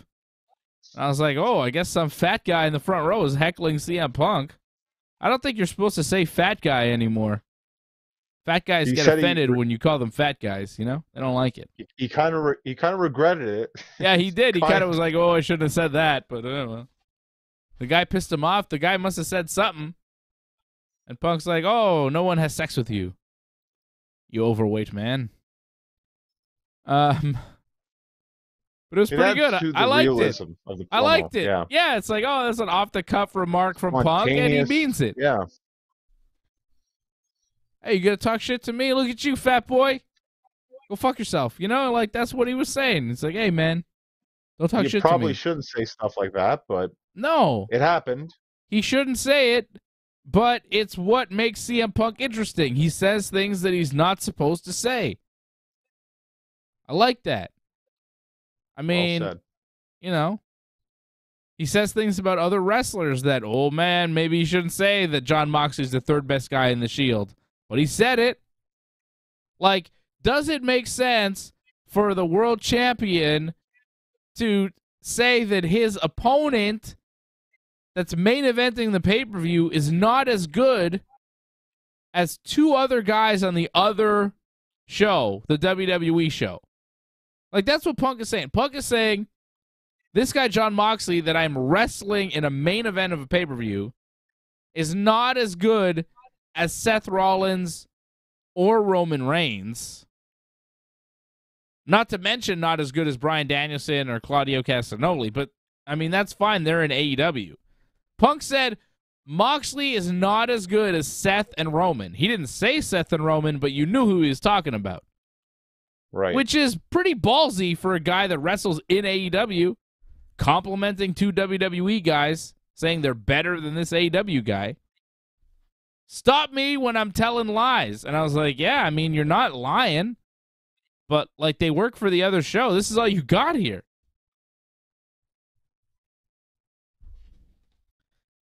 Bold moves from CM Punk, but that's why we like him. Because he talks shit that he probably shouldn't, but hey, man, as a wrestling fan, you can't help but be entertained.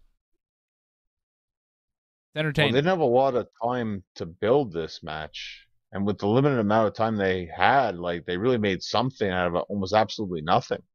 Like, last week, we were like, how can they possibly have this match? It doesn't make sense. Like, how can you recover from an injury that quickly? They pulled it off with just a promo. I mean, kind of two promos, but still, like, they pulled it off. I'm not super interested in this match. I mean, the promo was good, you know? Punk talking about letting the fans down and being hurt and how he loves wrestling and loves the fans, and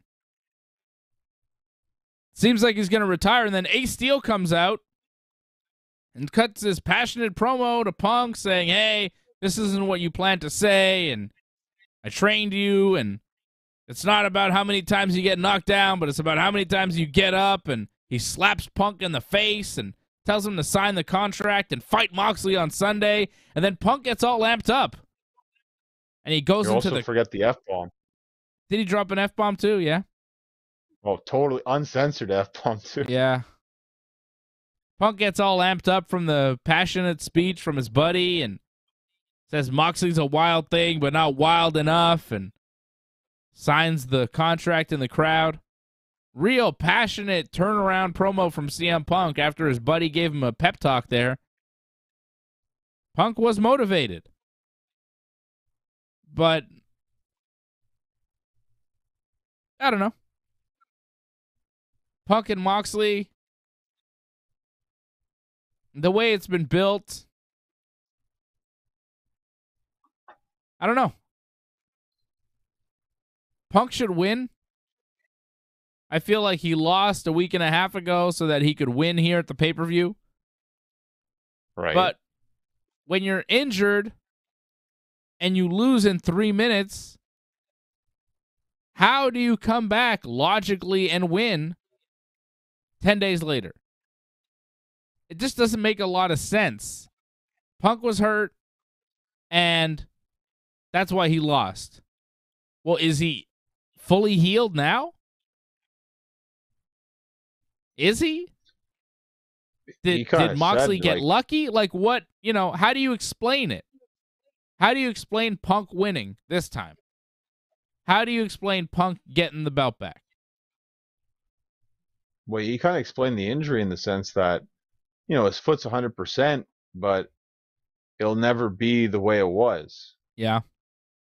So he's kind of always maybe possibly less in a sense, and like he even said, like, he didn't know if he could be the same, but Ace Steel was able to motivate him, to push him, to be like, yeah, he's got to do this match. So the speech gave him what he needed to win. Pretty much. Some speech.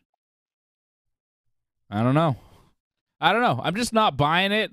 I'm not buying the, like, oh, my coach gave me a pep talk and now I'm ready to go and win the big game. It's like, all right. It's kind of lame. It's kind of a lame story. And Punk's promo was okay, but it wasn't the best Punk promo. Punk wins. The match will be all right, but won't be the best Punk match. I just hope MJF shows up at the end of the night and leaves him laying. I think that's best case scenario. Well, is best case scenario not MJF being in the casino ladder match and winning that? Isn't that best case? I guess, but how do you explain him being in this ladder match if he's been fired from AEW?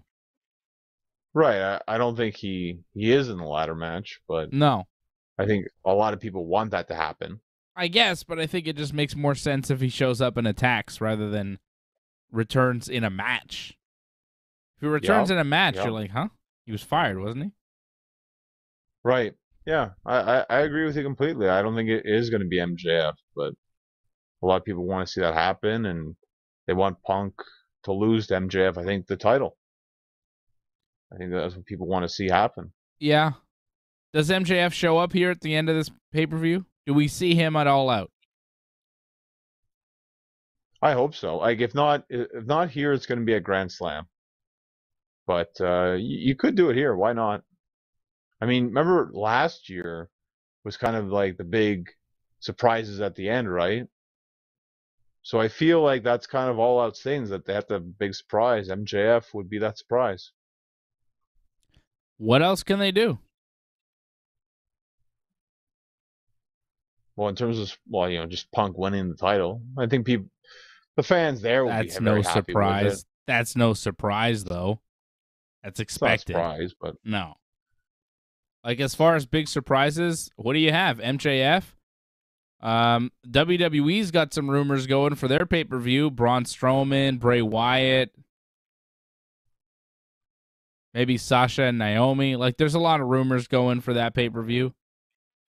Ronda Rousey might wind up wrestling on that thing. Like, there's a lot of stuff happening in WWE world. AEW's been kind of quiet. Their big move this week was Big Cass. They signed Big Cass, W. Morrissey. Right. I mean, I don't know. Well, that's good for Stokely Hathaway's group, though, because like he didn't really exactly have. I think you complained about it. He didn't exactly have top tier talent. So like, still doesn't. Having a big guy like that, well, he still doesn't, but like it helps his group a lot. I think to have someone that gigantic. Who's in his group? I believe is it Lee Moriarty and Ethan Page so far? Really? That's your group? And now you got Big Cass? Holy shit. I think that helps a lot. Not enough. It's a pretty garbage group. What a terrible group. You should just stick with Jade and the Baddies. That's a real group. That's real. That's good stuff. Yeah, where the hell were we on this pay-per-view? We both have Punk. Of course we do. Of course we do. Hopefully MJF shows up. If not MJF, I really don't know. I really don't know what they could do. Who in professional wrestling could they get to shock the audience? Colt Cabana. Yep. I was going to say Colt Cabana, but I thought you'd shoot me down.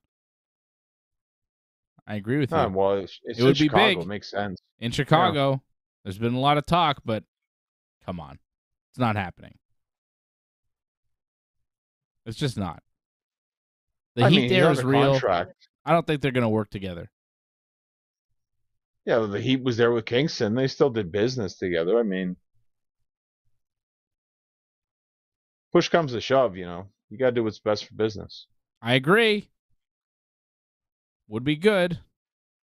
Okay, we both have Punk. How about the Elite, Kenny Omega and the Bucks against Hangman Page, Johnny Hungy, and Alex Reynolds, the first ever AEW World Trios Championship.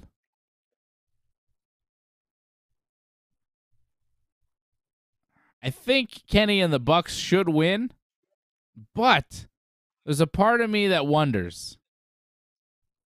I feel like this should be a belt for the Dark Order. This should be something for them. Hungy and Reynolds. I mean, these guys, they've been doing some great work on being the Elite. They've got themselves over. They're popular characters. This is a long time coming for Hangman against the Elite. I don't know. I think, it makes sense that Kenny and the Bucks would win. but they win so much. I think this would be a nice one for Hangman and the Dark Order. I'm rooting for Johnny Hungy always. But I don't know. I think, I feel like, Kenny and the Bucks will probably win, but I'm not certain. And I'm not rooting for Kenny and the Bucks in this one. I want to see Hangman, Hungy, and Reynolds. Fair enough, but your official pick is the Elite, though, right? That's tough. No. No. What is it then? Johnny Hungy. So you're going with the Dark Order? Always with Johnny Hungy. I have to. Sentimental All right, I'm pick. going with the Elite. Yeah, it's smart. Yeah. Yeah, that makes sense. Should be a good match. I'm looking forward to it. But you got to give Hangman and the Dark Order a shot, right? Or do you think for sure the Elite wins? To me, it's just you threw in Hangman just to make it kind of interesting. But, I mean, you brought back Kenny just for this. Yeah. I mean, for him to lose right now, it's kind of it's puzzling if that would happen. It would throw it off. This was all made for them to win. So I know. No, you're not wrong. You're not wrong about any of that. But they've got a lot. Stranger things have happened. Yeah. Stranger things have happened. So Hungy power. Don't forget about Hungy. Ricky Starks. Yeah. I mean, just getting this match. Just getting this match is pretty big for them, right? Yeah, they don't win a lot. Exactly. But just getting this is massive. They're on pay-per-view with Hangman against Kenny and the Bucks. Johnny Hungy is in a pay-per-view match against Kenny, Omega, and the Young Bucks. It's pretty good. It's their biggest match so far. Why not win? Ricky Starks take on Powerhouse Hobbs in a singles match. It's a grudge match. I don't give two shits about this. Ricky Starks. That's fine, but who are you picking? Ricky Starks. I mean, this is tough. It really could go either way because I feel like they want to push Hobbs as well. I mean, they want to push both guys. It's tough. I kind of want to go with Hobbs, actually. I see way more in Ricky Starks than I do Hobbs. Hobbs has the size and everything, but Ricky Starks has the ability. It's different strengths, I find. It's easy to find a big guy. It's not so easy to find a guy who can talk and wrestle. I think Ricky Starks has more valuable assets. Hobbs is just big. I just think there's a lot of untapped potential with Hobbs that we just haven't seen yet. I mean, he's not the greatest on the mic so far, but in the ring, of his, I find he's steadily getting better in the ring. But he's not the greatest. You know what I'm saying? He's okay, and you say untapped potential, but that's what you say to any guy that looks like that. Be like, oh, a lot of potential. Tap into it or go away. Like Ricky Starks. It's not potential. It's talent. It's right there. Ready. It's ready talent. I think Ricky Starks wins. True. Yeah. Keith Lee and Swerve Strickland defending the AEW World Tag Team titles against the Acclaimed. Yo.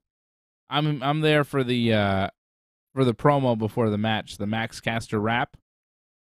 But I think that Lee and Strickland definitely win. This is another match that I could not care less about. I feel like we know the result before it even happens, and who cares? Two babyface teams, too. It doesn't make a lot of sense. I think it's just to give the Acclaim that moment on pay-per-view in a big-time match. They haven't had that yet, They've slowly, risen up the card, but they haven't been in this big match situation yet. So I think it's to give them that moment first. They're not going to win, but just to give them an opportunity. I like them. I like them a lot. I'd like They'll them be to champions win. eventually. I hope so. Just not here. Okay, I agree. I think the Swerve Glory team will win. How about the Casino Ladder match? Winner will receive a future AEW World Title match. It's Claudio Castagnoli, Wheeler, Utah, Penta El Cero Miedo, Rey Fenix, Roosh, Andrade, Dante Martin, and somebody else. Who is the Joker? Who is the mystery man in this match? I think it's going to be Adam Cole. Okay. Now, who wins this match? That's tough because, like, I'm thinking who would face Punk. Claudio's good to face Punk. Andrade's good to face Punk. Adam Cole's good to face Punk. Like, Adam there's some Cole. very good options. Adam Cole would make a lot of sense. Claudio makes sense too because I mean, he beats Moxley, faces But the problem is with Claudio, he's already the ROH champion. I don't think you want the ROH champion taking that loss right now. Why not? So yeah, well, it would kind of put down the ROH championship, and you don't need to do that right now. Oh, right, because people think they're on the same footing. You know what I'm saying? Like, come on. They're not. I'm just saying you don't need to put it lower than people already probably think it is. So I think that's why you'd probably have Adam Cole win, I think, instead. If it's even Adam Cole, I mean, it might not be him as the Joker, but to me, that makes the most sense. I really don't know who else it could be. Like, looking around at the world of professional wrestling, what free agent could they possibly bring in to fill that role? I mean, they just brought in, Cass. Maybe they'll bring in Enzo. Who knows? I don't think they're doing that. I don't think they're doing that either, but... Yeah, I don't know. But, I mean, it could be someone from New Japan as well.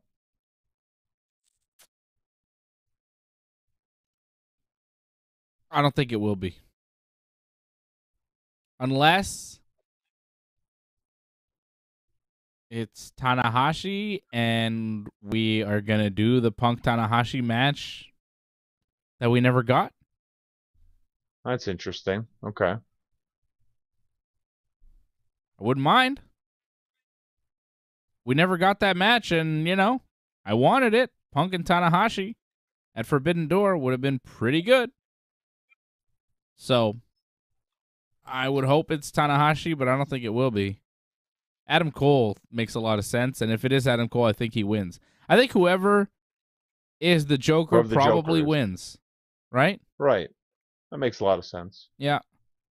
Wardlow and the FTR. Oh, God.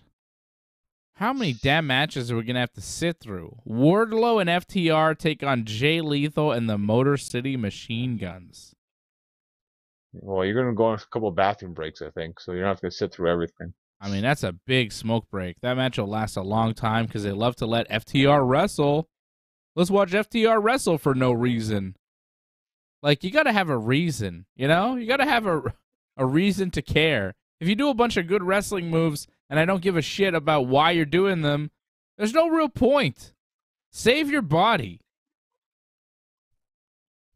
Ugh. Another six-man tag that means nothing. I guess they're trying to build this six-man tag division because they have belts now. They're doing a good job. A lot of six-mans. A lot of six-mans, but six-mans always feel like they mean nothing. And this one feels like it means nothing. Like, there's 1, 2, 3 six-man tags on this pay-per-view. Right? You've got the House of Black versus Darby, Sting, and Miro. You've got this one here, Wardlow and FTR against Jay Lethal and the Machine Guns, Team TNA, I'm calling them. And then you got the title match there with Hangman and his buddies against the Elite. Couldn't you have just done, okay, the winner of this match and the winner of this other six-man, they'll face each other on Dynamite, and the winner of that match gets a title shot against the new six-man champs. Something to make it mean something. Because Wardlow and FTR against Jay Lethal and the Motor City Machine Guns, I know they've done promos against each other, but who cares? Wardlow's the TNT champion. FTR is the tag team champions in every promotion but AEW. Yet no titles are being defended here. Nothing. Jay Lethal already got a title shot at Wardlow, lost. Now they're doing a 6-man tag that I think Wardlow and FTR have to win. Like, Jay Lethal and Motor City Machine Guns are basically nothing in AEW, and Wardlow and FTR are a big deal. Like, if Wardlow and FTR lose, who takes the fall? Nobody. Who takes the fall for the other team? Anybody. It doesn't matter. You know what I mean? Like, it does. You could pin Sabin, you could pin Shelley, you could pin Lethal. It really doesn't matter. If Wardlow hits you with 3 or 4 power bombs, like, yeah, you're gonna stay down. I mean, that's just how AEW's booked. It makes sense. Look at him. Look at him, and then look at the rest of it. Like, look at Wardlow, and then look at his opponents. Like, yeah, all right. Hit a power bomb, pin him. It's over. Let's go home. It makes more sense to pin the guys that aren't on your roster full time. I think, like, pin one of those guys. I think that makes more sense. Sure. Are we going to see the Motor City Machine Guns again? Probably not. This is probably a one-off, but it's cool that they're there because they have name value to some people. So we'll make the most of this match. I think it might be a pretty good match, actually. So I got no problem with this. It doesn't need to be great. It doesn't need to be on pay-per-view. Yeah, it feels a little forced. I'm not going to disagree, but again, it's not a bad match, so I don't think I'm going to hate this. Matches that don't have to be on this card. Ricky Starks and Powerhouse Hobbs. I'm going to disagree with that one. The tag team title match. Will you disagree with that one? I feel Starks and Hobbs, like, they should be on this pay-per-view. Oh, my God. Swerve and the Glory against the Acclaimed for the tag titles. That could be on Dynamite or Rampage. Doesn't have to be on this pay-per-view. I'll agree with that one, sure. Wardlow and FTR against Jay Lethal and Motor City Machine Guns. Does not have to be on pay-per-view. Okay? Right, yeah. Jade Cargill against Athena for the TBS title. Does not have to be on pay-per-view. Well, I mean, the other one's just for the interim title. This is actually for the championship. To me, this is actually the bigger women's title match. And they've had actually decent build towards this, so yeah, this should be on more than the 4-way should be on. Yeah, but you know what's going to happen. Jade will win, and the match won't be that great. Doesn't need to be on pay-per-view. You think the match will be great? I saw them. They were in the ring for a little bit, I think, in a tag match. It looked pretty good from what I saw, so I'm interested to see what's going to happen one-on-one. Okay, Jade's getting better. Maybe Athena's pretty good, too. Maybe I'll be surprised, but I just don't care because I know Jade's winning. Jade doesn't have to be doing these pay-per-view matches. There's no real build to this. Is there build to this? You got to build up that record. You got to build the record up. Yeah, they actually have to win matches. They don't just throw in numbers like Goldberg. It's more than that. It's actual. Nah. But it's actual wins. Like, she actually wins matches. And she'll win here against Athena. Sure, but that's why it doesn't have to be on pay-per-view. That's why it doesn't have to be on pay-per-view, because we know who's going to win going into it. If you have any matches on your pay-per-view that's an automatic, easy-to-predict finish, shouldn't be on pay-per-view. Should be on TV. When it's 14 matches, I understand you, but this is... Yeah, man. In a lot of ways, this is their WrestleMania. I mean, don't you want your strongest women's champion on the pay-per-view? You should. Britt Baker's on the pay-per-view. She's not your champion, one. Well, she's not really the champion, but she's the people's champion, let's be honest. Come on. I feel Jade may be surpassing her. Well, in my mind, but most of the fans, I think, are still Britt Baker fans. Jade Cargill is the best. Jade Cargill is a phenom. I love Jade Cargill. I just don't buy Athena as a legit challenger. I don't think AEW has a legit challenger for Jade Cargill, and that's one of the problems. Well, I think it was supposed to be Statlander. Yeah, well, she's not legit either. Jade for sure beats Athena. How about the interim AEW Women's World Title, the Fatal 4-Way? Britt Baker, the DMD, Toni Storm, Jamie Hayter, and Hikaru Shida. You see Shida? They had a tag match this week on Dynamite.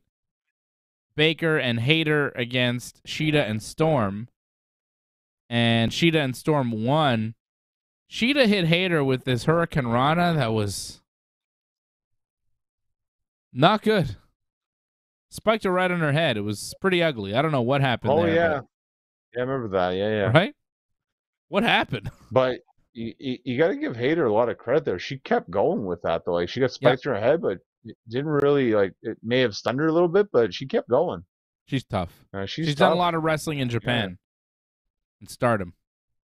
She's tough. And I found Toni Storm, like, I don't know what it is recently, but, like, it seems like she's really, like, up to her game. Like, she seems a lot faster in the ring, like, a lot more action-based with her stuff.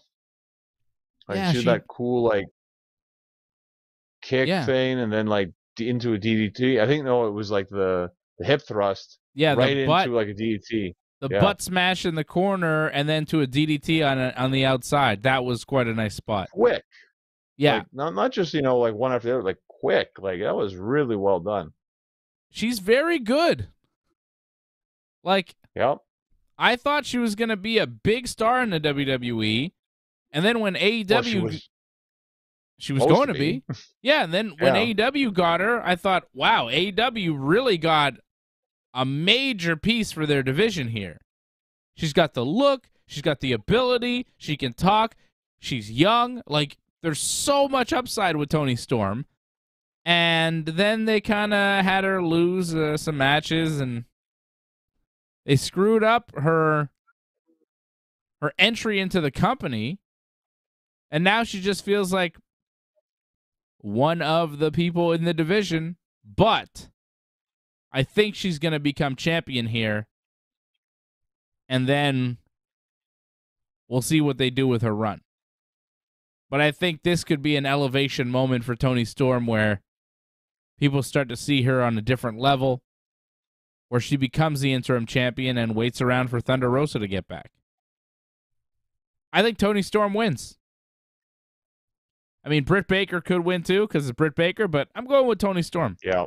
This is one where, I could see it going one of two ways. Either Toni Storm or Britt Baker. Watch. Kenny's back, though. Shida will probably get the belt. No, I'm not feeling Shida's going to win the title. Like, she already has a title. She came out with that title, and they were kind of pushing that a bit. What is it? So. She has a title? Was it with Stardom? I'm not 100% sure, but she had another title or something that they were pushing. So it's like, well, if she's doing something else, she's not going to also be like the AEW Women's Champion. Like, she's just in the match because, she has a history with Britt. So Britt took the fall in this tag match. So when that happens, usually you come back, you win, right? However, not always. Not always. That's it. I think that might be the throw off. I think Tony's going to win, but again, like you say, if Britt wins, it's kind of not that big of a surprise because it's Britt Baker. So we're on the same page there with that match. We both like Toni Storm to become the champion, but you can never count out the DMD, Britt Baker. Jungle Boy takes on Christian one-on-one. This will be Jungle Boy's revenge, probably. I mean, they could give it to Christian if they're dragging this one out, and there's some big swerve or something with Luchasaurus. But I think they're going to give this to Jungle Boy. I mean, this might continue, but I think Jungle Boy still wins this match. Yeah, is it possible that Luchasaurus maybe interferes and turns on the Jungle Boy? Well, we've been talking about this since it started, where it's like, where this is alliance, whatever, and it was kind of up in the air. Like, just because, he was with Christian didn't mean he turned on Jungle Boy. Everyone assumed that. And, like, just because he was helping Jungle Boy in a sense or didn't hit Christian didn't mean that he was completely on Jungle Boy's side. He just didn't choose a side. maybe at the pay-per-view he finally does. But I think Jungle Boy wins, though. Yep, it makes sense. The promos have been going on for a long time. This seems like a moment for Jungle Boy to win. Like Christian, he's already established. He's a legend. He's got more time behind him than he has in front of him in the wrestling business, and Jungle Boy's the opposite. He's so young in the game. Christian. What's that? Going into this, he's got the hurt elbow, whatever, so he's got an out already. Yeah. And, you want to put the young guys over, right? Right. Makes sense. It makes sense for Jungle Boy to win this match in this big feud. Big singles match for Jungle Boy. And if you remember, when Jungle Boy and Luchasaurus were the tag team champions, Jungle Boy had a lot of singles matches, and Christian would be in his corner, and Jungle Boy lost a lot of the singles matches. And Christian would look like disappointed. This would be coming full circle. Jungle Boy has a big singles match on pay-per-view against Christian, and he finally wins one. Big step. Yeah, that's a good point. Yeah. So we have a lot of matches here. Are we done? No, we are not done. Dang. There is one match, and I think it's the one match that I want to see over all the others. I think I know what we're talking about here. Bryan Danielson and Chris Jericho. I mean, might be the opener. It could be, but how could you argue with this match? Two of the greatest wrestlers of all time having a match on pay-per-view for the custody of their son, Daniel Garcia. Daniel Garcia. Yeah, it should be a Daniel Garcia on a pole match, but I guess they're not doing that. Daniel Garcia, I'm your papi, but they're not doing that either. It's too bad. They're missing out. Daniel Garcia and Chris Jericho, and they had a deal, right? Bryan Danielson wrestled Jake Hager, beat Jake Hager on Dynamite. Jericho was on commentary. Matt Menard and Angelo Parker attacked Bryan after the match. Wheeler Yuta and Claudio made the save and brawled to the back with Menard and Parker, which left Jericho to get down to the ring with a steel chair to go attack a beaten Danielson. Daniel Garcia came out, took the chair out of Jericho's hands, which upset Jericho. Jericho then turned around and got hit with a running knee from Bryan Danielson. Danielson kind of laughed. Garcia looked upset. I don't know. Garcia is saying, well, Bryan's my hero, but Jericho's my guy now, and I'm in the Jericho group. He's torn. He doesn't know where his allegiance will lie, with Jericho or with Bryan. This feels like a match that Bryan Danielson will win.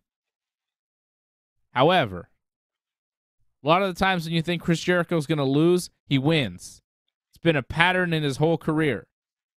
And Daniel Garcia, I think, is going to play a role in this match. I think he's going to interfere on behalf of Chris Jericho and help the leader of the Jericho Appreciation Society beat Bryan Danielson. Daniel Garcia is not joining the Blackpool Combat Club. The Blackpool Combat Club already have a Daniel Garcia, and his name is Wheeler Yuta. It's the same guy. Okay. It's the same. They're the same guy with different faces, but they're roughly the same man as far as I'm concerned. They don't need two of them in the same group. Daniel Garcia is going to help Jericho beat Bryan Danielson. Probably. I don't know. I think the match will be great because Bryan Danielson is the best wrestler in the world today, and Chris Jericho is one of the greatest of all time, if not the greatest. I'd still say Brett, but Jericho's had a hell of a career. So this match will be great. I look forward to it. Should be match of the night. Might not be. I mean, there's a lot of matches on this card that should be good, but for me, as an old school fan, as a big fan of both of these guys, these are two of my favorite wrestlers ever. Both of these guys are top 10 for me. All time. You You don't have a lot of my top 10 all-time wrestling each other, you know? Right. Because a lot of the top 10 all-time that I have, are either dead or retired. So the fact that Jericho and Bryan are actually still wrestling and are in my top 10 of all time, I don't know who else is in my top 10, but, I mean, just off the top of my head, Brett, Angle, Jericho, Bryan, Owen. That's a top 5. It's a pretty good top 5 right there. And then some Pretty other guys. Good. Austin. Hogan. Perfect. A lot of these guys are retired or dead. You see what I'm saying? Like top 10 all time. Bryan Danielson is on that list. Chris Jericho is on that list. I'm trying to think if anybody currently wrestling is on that list. CM Punk might be on that list. Honestly, for me, I'd say Christian would be on that list. Top 10 of all time. Yeah. Christian. Yeah. Christian should definitely be top 10. Yeah. Yeah, I think the top 5 is easy, but then when it gets to the bottom 5, it's like, I don't know. I've seen a lot of wrestlers that are pretty good. It's tough. Well, that's another huge little thing, but we'll get through this. I can't believe this is happening where you're picking Chris Jericho, I'm picking Bryan Danielson in a match. I like it. It's kind of crazy, but this is what's happening. I like it. But I agree with you. I don't think Daniel Garcia joins the BCC, but I think Danielson still wins this match, though, because I think they're going to build Danielson up to face Punk.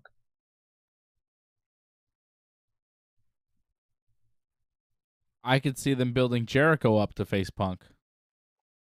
Yeah, that works too. I mean, you really can't go wrong either way, really, when you think about it. Yeah. I think Danielson makes sense, but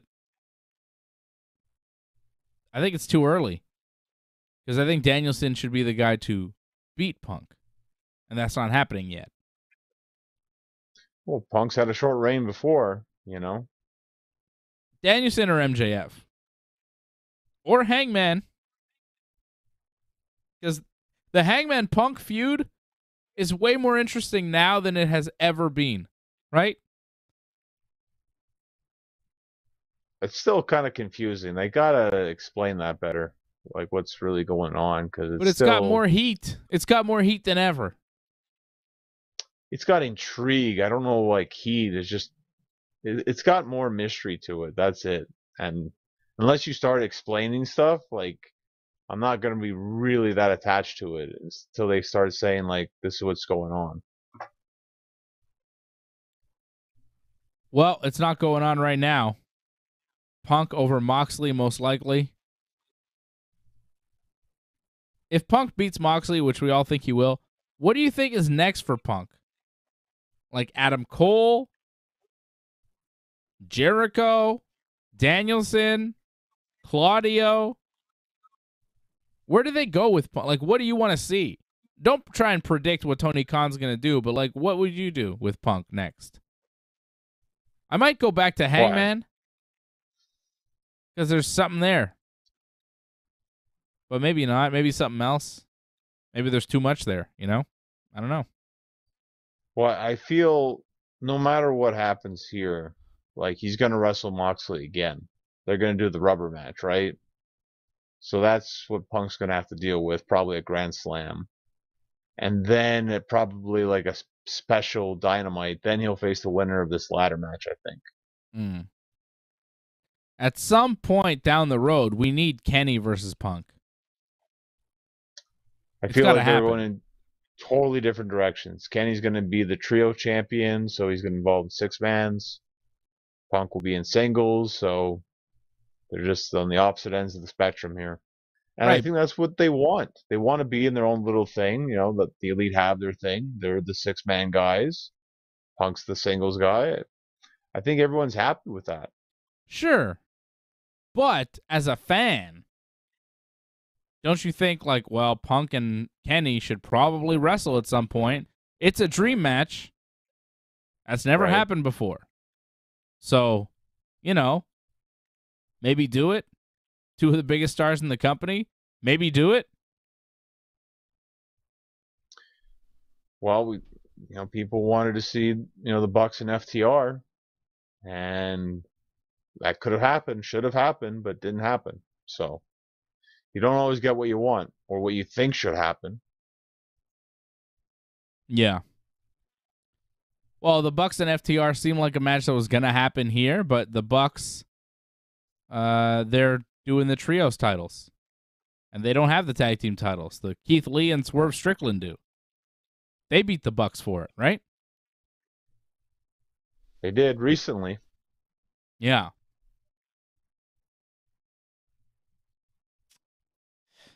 Yeah. I don't know. Meanwhile, the FTR match is just not that interesting. Danielson and Jericho, we're split here. I'm going with Jericho. Johnny going with Danielson. I'll be happy either way. I love these guys. Pre-show matches, we've got a Pac going to beat Kip Sabian for the AEW All-Atlantic Championship. Pac will defend the belt there. Tomohiro Ishii versus Eddie Kingston. It's a rematch. Who won the first one? Ishii? Well, you watched in Japan. Shouldn't you know this? I thought it was a AEW match when they did it. No? Was it New Japan? I thought it was New Japan. I don't think so. I don't think so. Eddie Kingston didn't go over to Japan. I don't think. You can look it up. I don't remember it happening in AEW. It was at a New Japan show in the States. That's why it happened. Okay, it was in the States. It wasn't it wasn't in Japan. It wasn't like a real New Japan show. It's like the American version of New Japan. It's not as good. Doesn't count as far as I'm concerned. It doesn't count. They wouldn't. They wouldn't bring Eddie Kingston to Japan. He's not worth it. Yeah. Eddie Kingston and Ishii. I don't know who won the first one. I don't really care. I don't care about this one either. I don't care about anything Eddie Kingston does. How about that? It might actually be a good match. I didn't see the first one, so I don't know. Yeah, it could be all right. I honestly, I haven't seen Ishii have a really good match. I know you keep talking about how he's a good wrestler, but I haven't really seen it yet in AEW. Yeah, he hasn't really had the dancing partners in AEW to do what he needs to do. He's a hard-hitting guy, and nobody hits that hard in AEW. Kingston thinks he hits hard, but he really doesn't. His strikes don't look convincing. And I think it'll be a lot of that. A lot of unconvincing strikes from Eddie Kingston, and he'll probably win.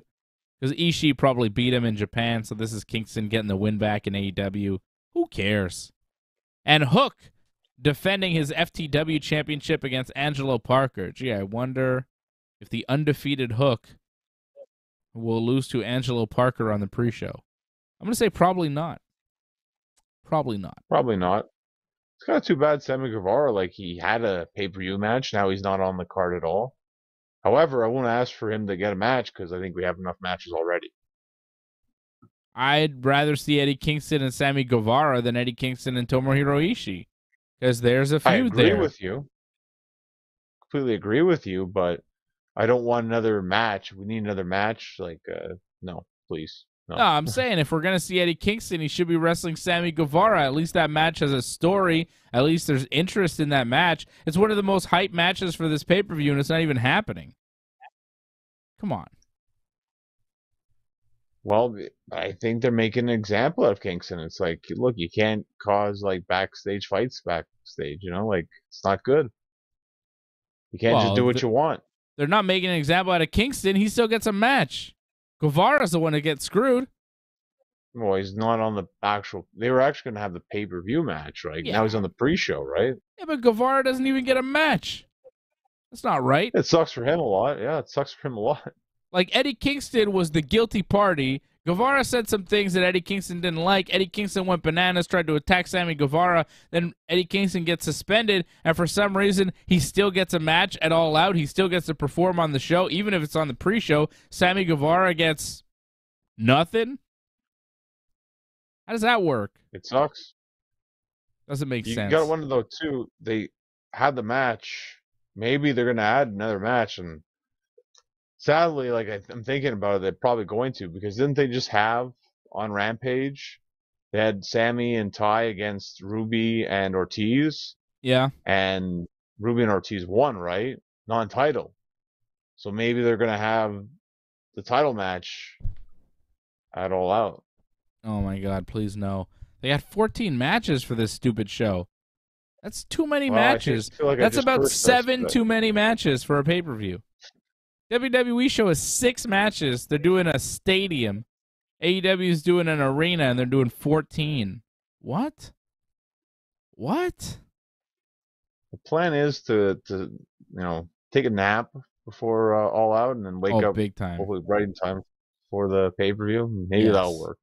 Man, that is my plan too. Hopefully my children Good luck cooperate with two with kids, that plan. Yeah, thanks. Yeah, good luck. Thanks, John. Appreciate it.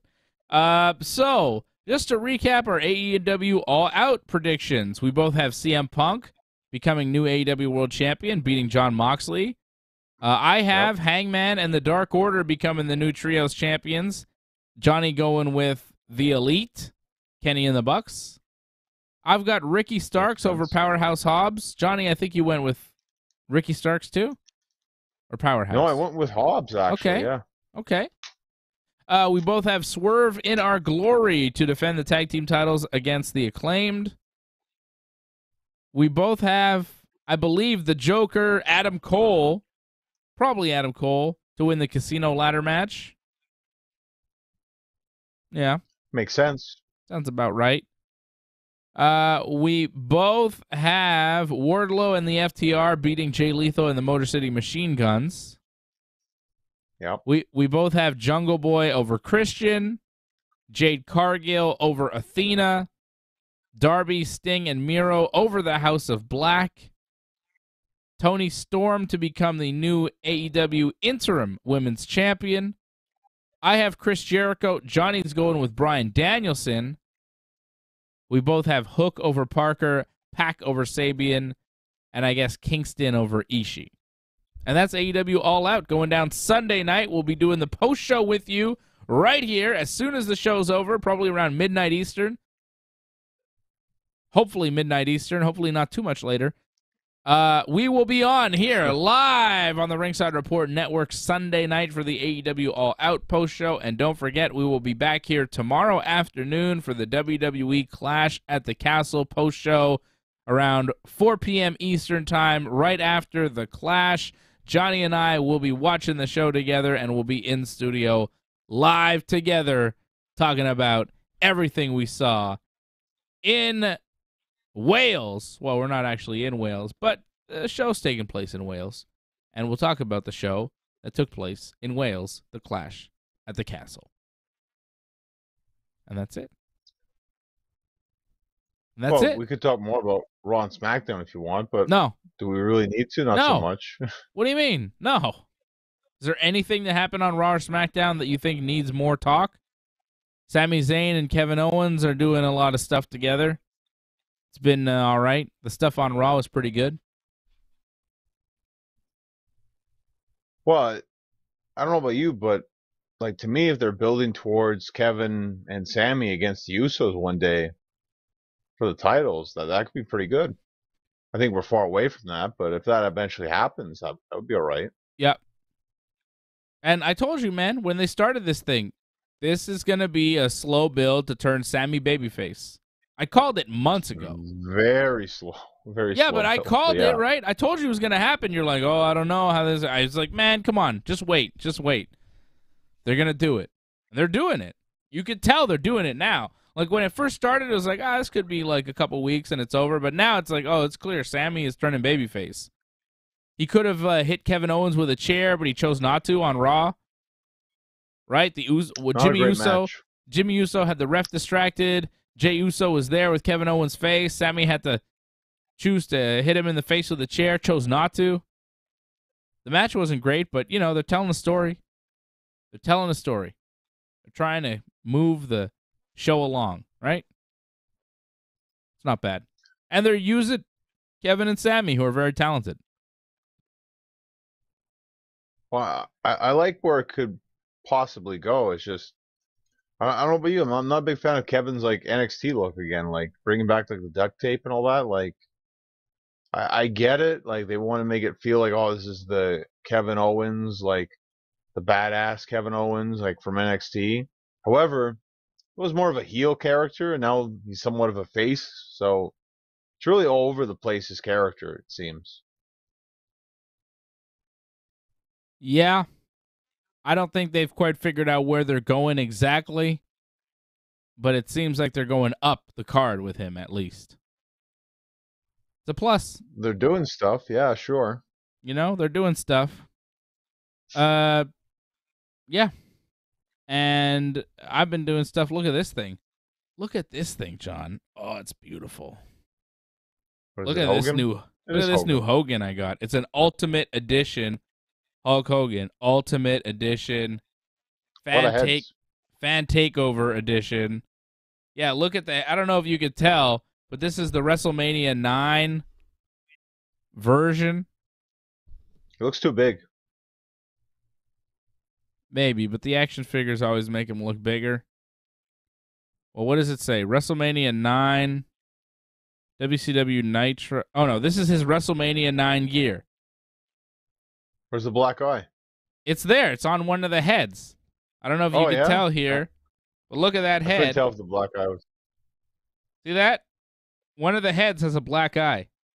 The one in the middle there has a black eye. From WrestleMania 9, when he showed up with the black eye. All right? Yeah, see, that's better. Yeah, that photo. So this is the Ultimate Edition Hulk Hogan Fan Takeover that I just got. That was Amazon exclusive, American Amazon exclusive. So I had to order it from the U.S. Amazon. Would you believe I've had this pre-ordered for over a year? I believe it. Yeah. And it finally showed up this week, so I was pretty excited. Other people were getting theirs, and it didn't seem like I was going to get mine. I thought my order was going to get canceled, but it was not canceled. It was received. Yeah, August of 2021 is when I ordered this thing, and it showed up late. Well, I think it was September of 2022. So it showed up. Wow. It finally showed up. And I just placed an order for another Ultimate Hogan. Another Ultimate Edition Hulk Hogan. That's coming out in December. So there's that. Can't get enough Hulk Hogan action figures. Never enough. There will always be more, that's for sure. There will always be more, and I will always be ready to buy them. All right? And that's it. Thank you for supporting the Ringside Report Network, helping me buy these cool Hulk Hogan action figures and putting on great shows for you like this one that you just watched. Shout out to Silent by Deadly. Shout out to all the members of the team, Franco316, Patrick C. Hamilton, Angelo Contagonis, Antoinette, Harold Schneider, Doug Hepburn. Shout out all the members. Appreciate you guys supporting the Ringside Report Network. Shout out to Patrick C. Hamilton. You are the Super Chat leader of the night.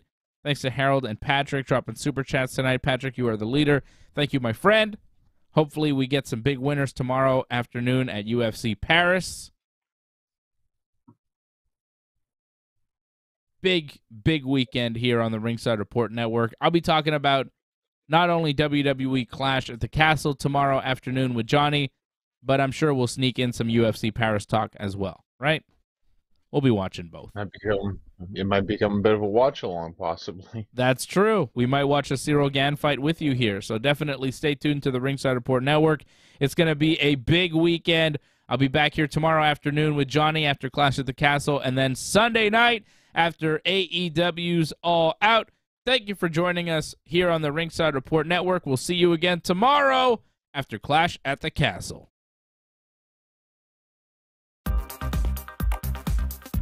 Please join in and give your support to Ringside Report Network. We've been providing expert coverage and commentary on both pro wrestling and MMA for over 15 years. Go to ringsidereport.net/support to find out more ways to support the channel.